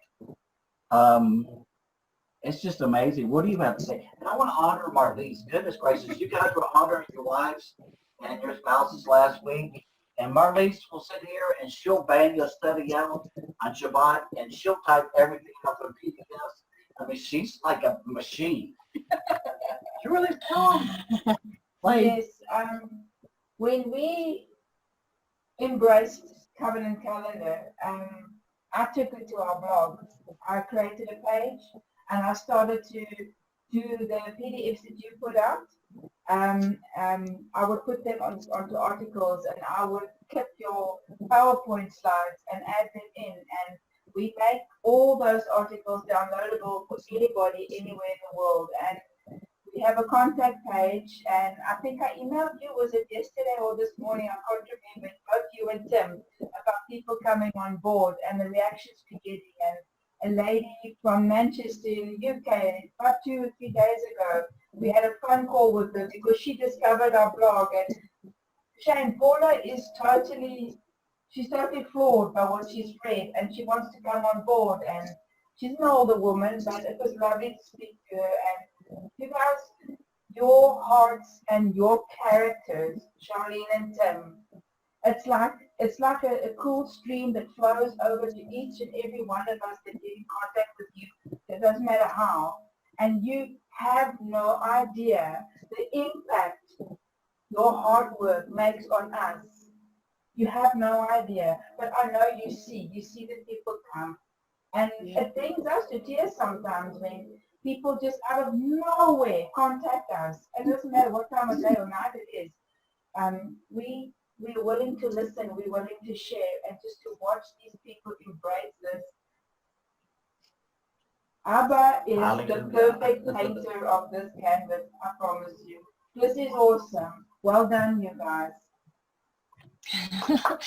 Thank you so much. And anybody that visits this website, you are going to be so blessed. It is beautiful.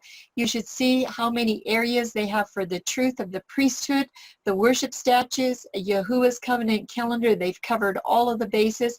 And you know what? All I can say is those that are willing, Yahuwah has a work for them. And what we have seen consistently is that he chooses the cream of the crop. That's why we're seeing such beautiful work coming from those around us. It's not just us anymore. It's many, many people. And so we welcome you to this family so much. This is a turning point number 12, this beautiful website. I think maybe Carol and Martin are here. I hope that they're still here if they can open their mics, because this is another website. It is coming soon. I'm saying it's number 6, and it's called The Rocks Are Crying Out. For us, this is turning point number 3, and for many of you, you know who Martin and Carol Disher are. Are they with us tonight? Yes, we are. Can you hear me? Yes, we can. Welcome. Yes. Great. Yes.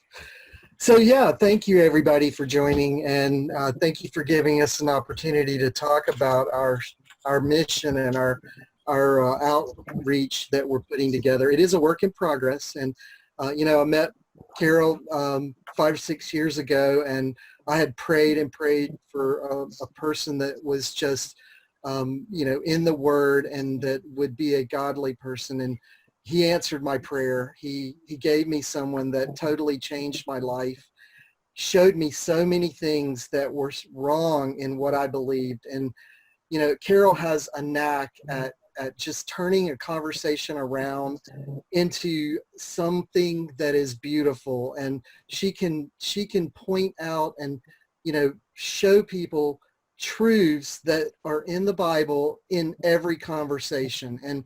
And I just am amazed at how she knows these things and has learned them over her life.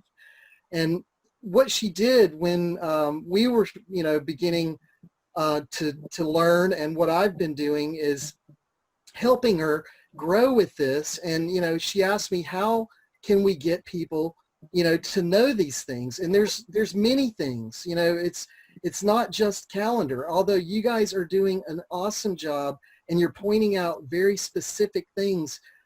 There are so many falsehoods that are out there. What we try to do is to put together a resource, okay? And this resource is about the truth. And you can see right in the middle, it's all about the truth. It's all about what's in the Bible. It's about pointing out the apostasies that are in the church, that are in just everything about people's lives. And the reason that it's about the rocks are crying out is when I was just a young child, I always, you know, thought about the verses in the Bible that, you know, talked about that, where the Pharisees were saying, you know, teacher, teacher, rebuke them. And Jesus said, or Yeshua said, the rocks would cry out if they didn't do this, right? Well, guess what computers are made of? They're mineral. Well, we're on a computer right now. We're listening to people around the world. People are listening to what you're talking about. The rocks are crying out. The miracle has happened in our lifetime. And, you know, there are so many things about how there are just people in the world that are putting together these truths, and they have their own means of doing that. Well, what we've done is we've searched for that. We've looked for all of these different options of people, you know, what specific thing that they have preached about. And we put our business card together. So when we do talk to people, if we ask them, you know, go to this site, and we're going to do this. We're not completely ready yet, but we're working on it to put these rocks, you know, you guys are rocks. Well, there's a lot of rocks crying out. So because we've done some searching and we put this together, we want to be able to have a way to share that with people and to give it to them so that they can go to one location and find a lot of truth. So with that being said, I'll turn it over to Carol to say what she's done. Well, so we created the Seeking Truth at rocksarcryingout.com, and then we also are working on a YouTube channel, True Witness / 3 Angels Messages, Revelation 14:6-12. And then what we want to do basically is show in a simple way, which, you know, it's never simple, but what is the everlasting gospel? You know, what is it? And so we show and we'll offer some prophecies and some Bible studies, you know, signs of the times, you know, proving that we're in the last days, characteristics of the bride, and that will bring in the covenant calendar. and you know, what it means to know the Father, because I mean, you know, that's the main thing, is that we want to know the Father and we want to be walking in covenant. And then exposing the works of darkness, showing all of the characteristics of the false doctrines, like, you know, the wrong baptism and the wrong Sabbath and the wrong this and the wrong that, you know. And so, you know, with, you know, we really want to grow, and we certainly welcome any helpers that want to help. And we'll be probably doing the iron, sharpening the iron, you know, getting advice from our leaders here. And so we're just very happy to do this because, you know, and we ordered like 1,000 business cards, so we got to get it done so we can, you know, because every time I talk to somebody, I'm like, I need to give them a card, you know. So anyway, we're just happy to have met everyone in Covenant Calendar. It's been about 14 months or so now, and we met them through a Passover last year, and in a home, and so that's our story. Thank you so much. And you know, Yahuwah knows how many other websites are being launched around the world, and he's going to use all of them for his purpose. So we're really happy that you're on board and you're excited. This is from Daisy and Frank. Is Daisy and Frank here with us tonight? There's 2 slides for Daisy if she's here. And I don't know if Becky is here. Becky Collins. Hi, Charlene, I'm here. Hi, Daisy. Thank you for staying with us. I have 2 slides for you. So why don't you go ahead and tell us about the Facebook pages. I don't think Becky's here, but you're well involved with Becky. You work together with her. Yeah, Becky and I, we launched a Facebook page together called Noble Librarians. And essentially, it gets some traffic. Yeah, essentially, we just post conversation and charts.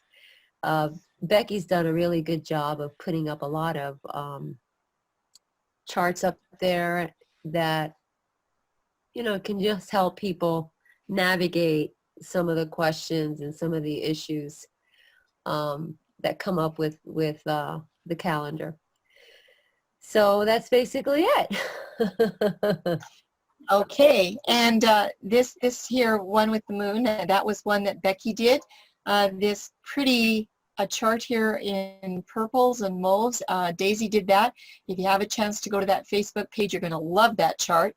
And then this is a little bit about what their Facebook page looks like. And for those of you that heard Daisy's presentation on Tekufa here a couple of weeks ago, look everyone, these are very recent posts. So they're keeping this website really updated, Facebook page really updated very well. Another chart from Daisy. There's just lots of resources here. Daisy, is that all? That's all you have right now? I guess so. Yeah, we Thank you I so try much. to focus.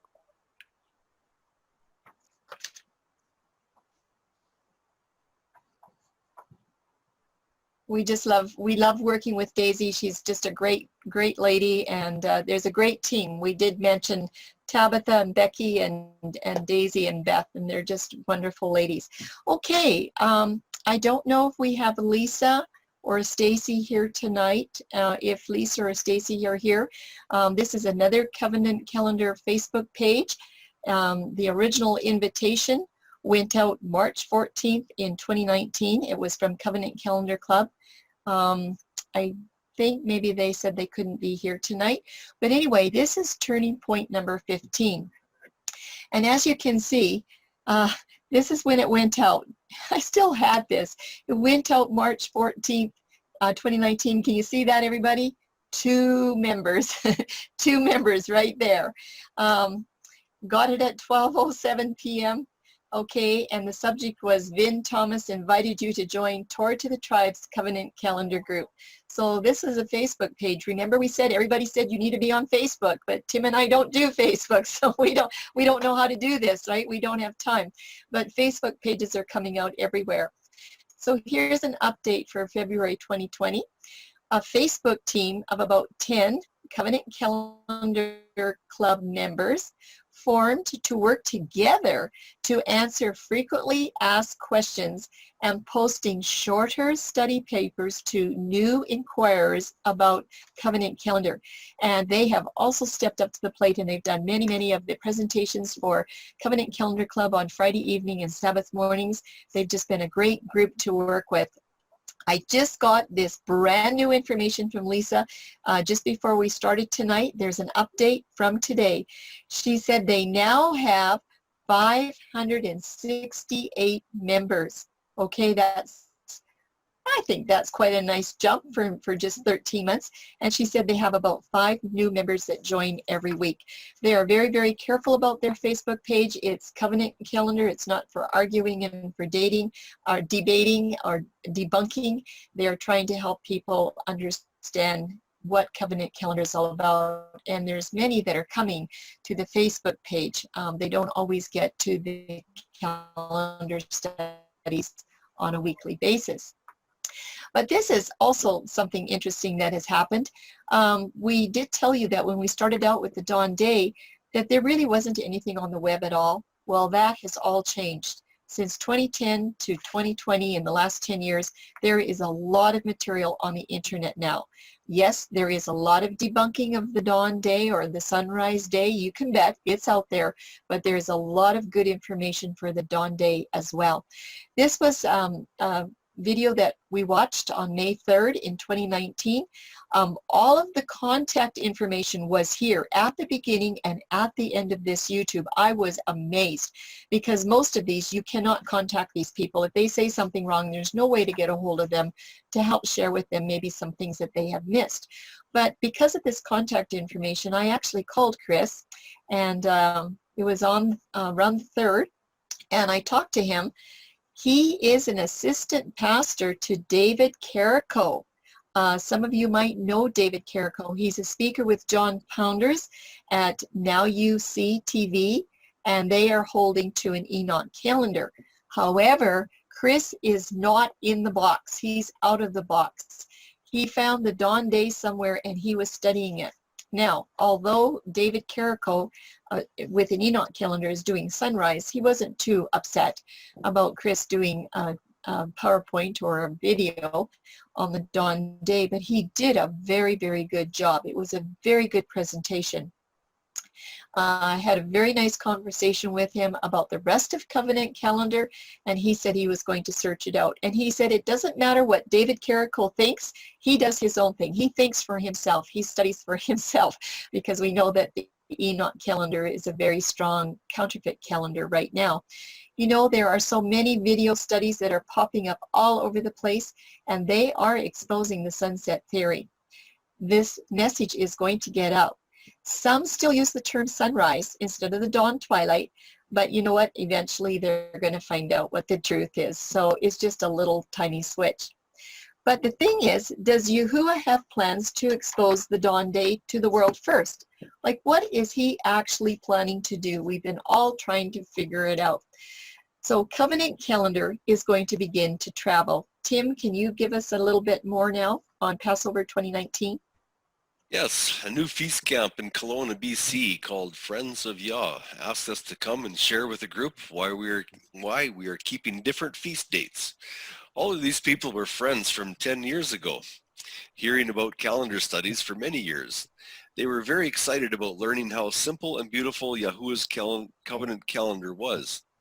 And so we went over there and we had an absolutely fabulous feast with them and made new friends also. It's been very great. Hopefully the things expand and keep going from that area. Yes, exactly. They're wonderful people. And I just put a map up there so you can see. Kelowna is down here by this little blue dot. I live up here with the pink, and Tim is over here in the purple. We're all far apart, but guess what? With Covenant Calendar, we're all connected. It's just really neat. It's such a wonderful family. We have also seen covenant restorations. Ever since 2016, it has been very evident that the priesthood message together with Covenant Calendar is a restorative message. And we have lots of testimonies from Kelowna that we can't even share with you. There's no time. But within Covenant Calendar Club, We've had 2 new marriages, and Rory and Linda were the first couple that were restored into marriage. Very, very happy. And guess what? Tim and Jeanette as well in 2017. Both of these marriages were in 2017. We've seen broken marriages restored. We've seen children restored to their parents through the Covenant Calendar studies. We've seen friendships restored. And best of all, we've seen restoration to Yahuwah. And when I get emails all the time of restoration, and I hear it on the telephone as well, and I just am so happy because these people are very, very happy that they're seeing restoration in their lives. Well, there has to be restoration of some understanding as well. And this term, between the evenings, was definitely one of them. It was very difficult to break open. We started working on that way back in 2013 and come to find out that this particular term is a cornerstone for Covenant Calendar. And as I said, it was an early discovery, and as hard as it was to believe, we discovered very early on that evening is a cornerstone to Yahuwah's Covenant Calendar, not just to the day start. And this might seem strange when it is morning light that begins each new day, because evening is not the same as morning light. But that Hebrew word Erev happens to have 2 primitive roots that are going to unlock such an interesting concept between this phrase. We're calling it between the mixings and not the evenings. But I just wonder if Tim can remember what happened with this quail study way back. I think it was about 2013 when we started to break open that quail study. I'm pretty sure it was the spring. Exodus 16, the phrase between the evenings came to our attention with the quail before the Exodus 12 Passover chapter, and it was not until August 2019 that we received the full understanding through much more research, and now we know.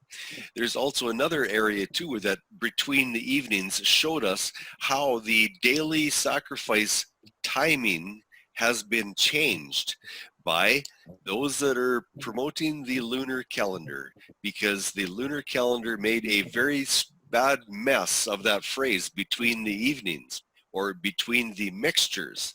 It destroyed the statute of eating the sacrifices, the times when they were supposed to be eaten.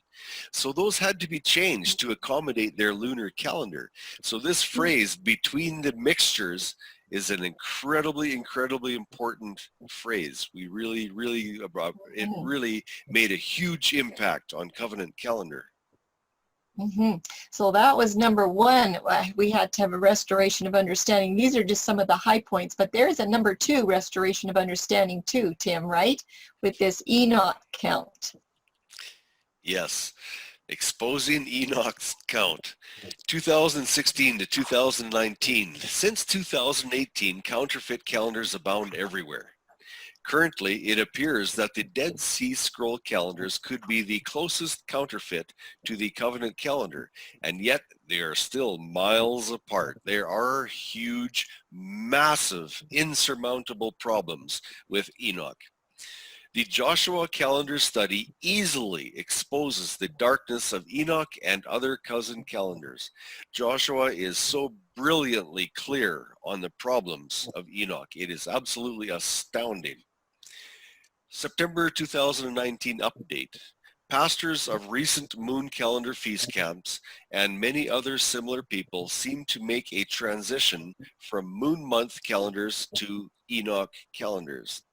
Well, it's a step. It really is. They have only a few more steps to take to arrive at Covenant calendar.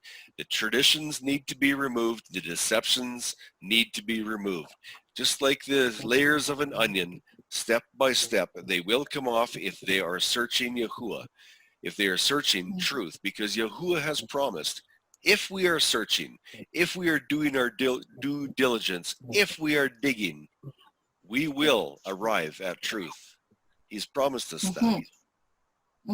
That's so wonderful. And so we've seen this transition over the last couple years of how people are moving around in calendars because there's such a calendar explosion out there, and there's a lot of confusion. But we have seen that people that come off a lunar calendar, whether it's lunar Sabbath or just a lunar month, a lot of them do seem to stop at Enoch for a while before it, well, maybe even the last stop will be Covenant calendar. So we have seen that happening. There are some more Covenant calendar high points from September to November of 2019. And I think Dr. Janetta Wood is here tonight. She said she would be here. If she could open her mic and just give us a little glimpse into what she has found. And if she's not, I'll go ahead. Maybe she'll be with us in the morning. Anyway, I met her, and she's a very wonderful lady. She's got some Jewish background, but has been walking in the Sunday Sabbath, Charlene? whatever. Charlene. Is she there? I'm Yes. here. I'm here. Oh, All right. good.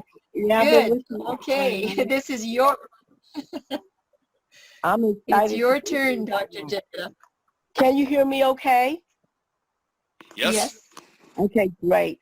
I'm so excited to be with you tonight. I've been with you now for a couple months listening, and it's very, very exciting. I personally, I'm Dr. Janetta Woods, and I have a radio station that we're opening, and it's going to be 3 states that we're in, which is going to be Delaware.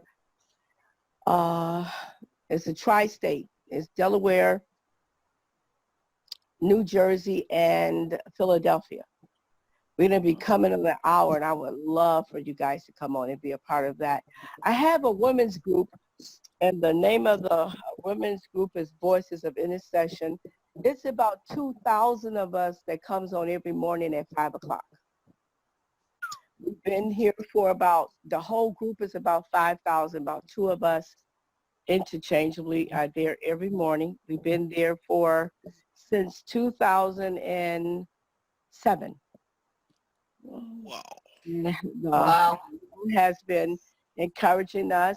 I have my doctorate in psychology, and so we do group therapy, ministry, and we have really been really praying so much. Been a lot of intercession, and we sometimes come on in the evening, but the total group is about 5,000 of us. And so we have conferences and different things like that. So I've really been listening very attentively.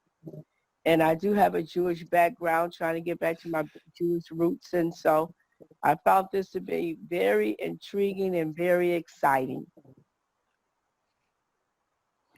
We're happy to have you, Dr. Woods, and we're going to be watching to see what's happening next, because you told me that you love what you're hearing and you're sharing with those that are following you, and I think there's going to be a really big harvest. We're just so excited about that. So we just love it when you join us. Thank you so much. I don't know if Manny is here tonight. But Manny from the United States, and I don't know if Annette is here. She's from Germany. We might see her in the morning. But if they're here, just open your mics and just come right in. But Manny, back in the Eastern United States, has said that he wanted to translate the studies into Spanish. And so did Annette in Germany. This was just maybe about November, early December. She loves the Spanish language, and she said yes, she wants to as well. She's getting ready to start here pretty quick. We have always known that the Covenant Calendar studies needed to be not just in English, but in French, German, and Spanish.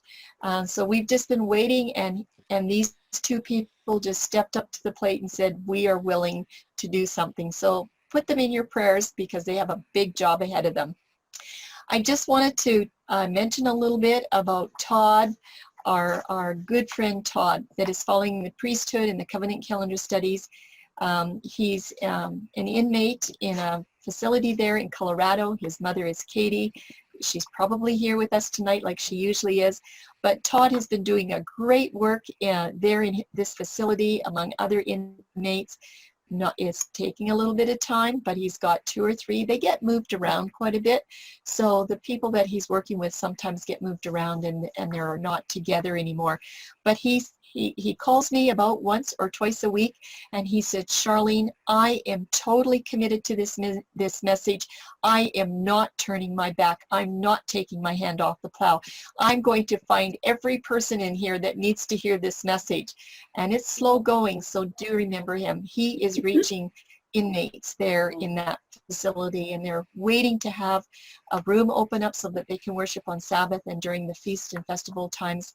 So we're trying to work on that as well. I'm just hitting the high points of hundreds of people that we talk to.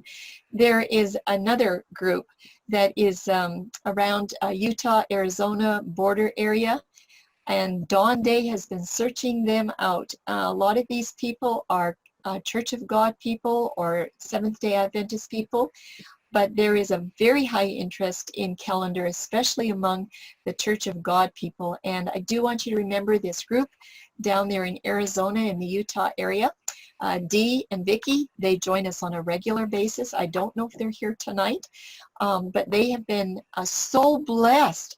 The restoration that has been going on in the camp, those that have picked up on the priesthood and the calendar, the blessings are incredible. I have asked Dee to keep a journal. It is absolutely amazing, the restoration that's happening there for finances, relationships, and you name it. There's just so much going on. And we found this as well, that an Enoch website actually posted a Covenant Calendar Club video on the year Shanae. It was part 1. When I found that, I just went, oh my, I could not believe it. But yes, indeed, I looked at it, and yes, indeed, it was all of part 1. So they found something in it, Tim, and they decided that they had to get it up on their website. I just thought that was really cool. Like, Yahuwah is going to do anything he needs to do to get this word out. And there's so many more things that could be shared, but my goodness, we're running out of time. We only have a few more slides left, so just hang in there with us. There is a growth in Covenant Calendar. We are seeing it happen. It's happening right before our very eyes. We never ever thought in September of 2012, when I said to Tim, and all we knew was the Dawn Day at that time, I said, this is going to go around the world. And Broken and Bruised, he said to me, oh, you really think so, Charlene? Like, he says, nobody's accepting it. I said, yes, it is going to go. Guess what, everyone? We had to wait 7 years to actually see this take off, and we see it before our very eyes. You are all part of this groundwork.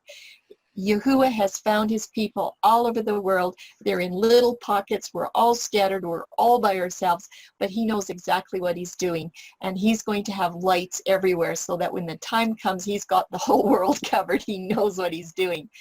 So in this short presentation, we've been able to share with you some of the growth of Covenant Calendar right from the beginning, when this gem of truth was nearly discarded into the trash can. It just came so close. But Yahuwah knows all things, right, Tim? And I'm going to let you finish off the slide. Yes, Yahuwah knows all things. We believe this final generation is the time when Yahuwah's covenant calendar must be restored for not only his bride, but for all those that want to be under his light burden, discarding the burdens of men and their traditions. Covenant calendar is ready for the next big step, and it's coming. It is, we are growing. There's no question about it. Absolutely. This is just a dream come true in our hearts, and we've just dreamt about this for so long. But turning point number 16, this is where Covenant Calendar added another platform, and we wanted to reach that window of the United Kingdom, Europe, and Africa, especially South Africa. So it was December 6th of 2019 and all the way up to April 2020, right up to today, that a new Sabbath platform was placed out there to reach that window of the world that we just really can't reach with the Friday evening presentation. And do you know what happened in 15 weeks? The attendance has gone from 20 to over 55. It's just amazing what has happened by adding the second platform. And most of those people are new people from that other window. We have a few that come Friday night and on Sabbath morning, maybe 6 or 8, but most of them are a totally different group, and they're just wonderful. We have wonderful times with them. That's turning point number 16. But the question is, what will turning point number 17 bring to Covenant Calendar? We have some ideas. We're not ready to share it with you yet, but I can tell you, I think it's going to get really exciting. I just want to thank you and everybody here tonight, because all of you have been involved on this journey. You've been checking us out. You've been making sure that we're not pulling the wool over your eyes. We appreciate that. We need that. We need for you to be constantly checking us out.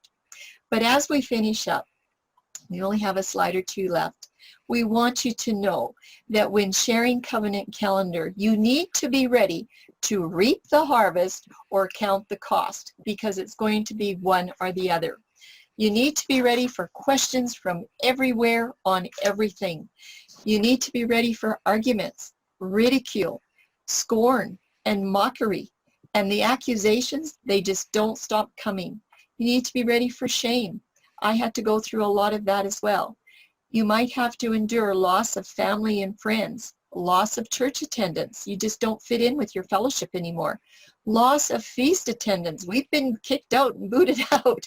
Thank goodness we have a place to go now. We just had a wonderful Passover on Zoom because we're all in lockdown. But we need to be prepared that we're just not going to be welcome to any feast that we want to attend. And you need to be ready for a loss of reputation and respect. And the list is endless. It just continues on. But if you press forward, you will have a blessing, and you will be a blessing. I just want to say that one day there's going to be no more room for accusations and arguments, because Yahusha's Passion account is going to have the last word. And Tim and I are just looking for time when we can actually finish that study. It's going to be huge, but we just ask you to hang in with us. Tim, can you finish up this slide and the last one that's coming? From Arthur Schopenhauer, all truth passes through 3 stages. It is ridiculed, and we receive that on a regular basis. It is ridiculed, it's laughed at, it's put down, it's stomped on, and it is violently opposed. Yes, we get the violently opposing messages too, absolutely. But when those violently opposing messages come, we know that there's a third one that attends them quite often. It is accepted as self-evident. And the people say, oh, well, yes, of course, we knew that all along. And yet they don't want us to remember the messages that we received previously. Luke 8:17-18, for nothing is secret that will not be revealed, nor anything hidden that will not be known and come to light. And I got to read that again. For nothing is secret that will not be revealed. And what I have found in these last couple days, including just minutes before this Zoom, is just, I am excited about calendar, let me tell you. Nothing will be hidden that will not be known, that will come to light. Therefore, take heed how you hear, for whoever has, to him more will be given. And whoever does not have, even what he seems to have, will be taken from him. Yes, when we do our due diligence, we will receive. Yahuwah has promised that to us. And for Covenant Calendar, it just keeps getting better and better. The information that keeps coming, people give us little ideas and we search them out. People come to us with great ideas, and we take them gladly and we expound on them. Remember, there are no valid comebacks to truth, only rejection formulated within lame excuses. Thank you for allowing us to share this journey of our Yah's Covenant Calendar. And, you know, it's not our calendar. I'm so thankful you said that, Charlene. We used to get that. This is Tim and Jeanette's or Tim's and Charlene's calendar. No, it's not our calendar. This is Yahuwah's calendar. This is the Melchizedek blood ratified covenant calendar. Where is it found? It's found in the Torah between Genesis 1 and Exodus 24:11. And it's been a great journey. And I need to thank Jeanette also for helping me with this. She has brought so many things to this for me too, and I greatly appreciate it. I appreciate each and every one of you that has joined us here tonight, and each and every one that are eager to move this message forward. May Yahuwah bless you in all that you do. And I need to thank Charlene and Richard for this too. Great, great work on Richard's part also, behind the scenes too. Thank you, Richard. And that's the end of our journey. That's all you're going to get. And we hope that next time we do this, it's just going to include a whole bunch more people. That's just going to be one big family. So thank you for joining us. Thank you, everyone, especially Tim and Charlene. It's true that we've all been on a journey. Abba's been drawing us onto himself. And here we are, like Charlene, the cream of the crop concerning those that have the desire to get the truth out. And with all of what's been shared, I'm sure we can see our own faces in it. But I'd like to go ahead and open it up for any questions, answers, or comments. And we'll just let it run until everybody's tired or falling asleep. And thank you. Thank you. Thank you, Mario. Yes. This wouldn't be here if it wasn't for you. That's right. Yeah.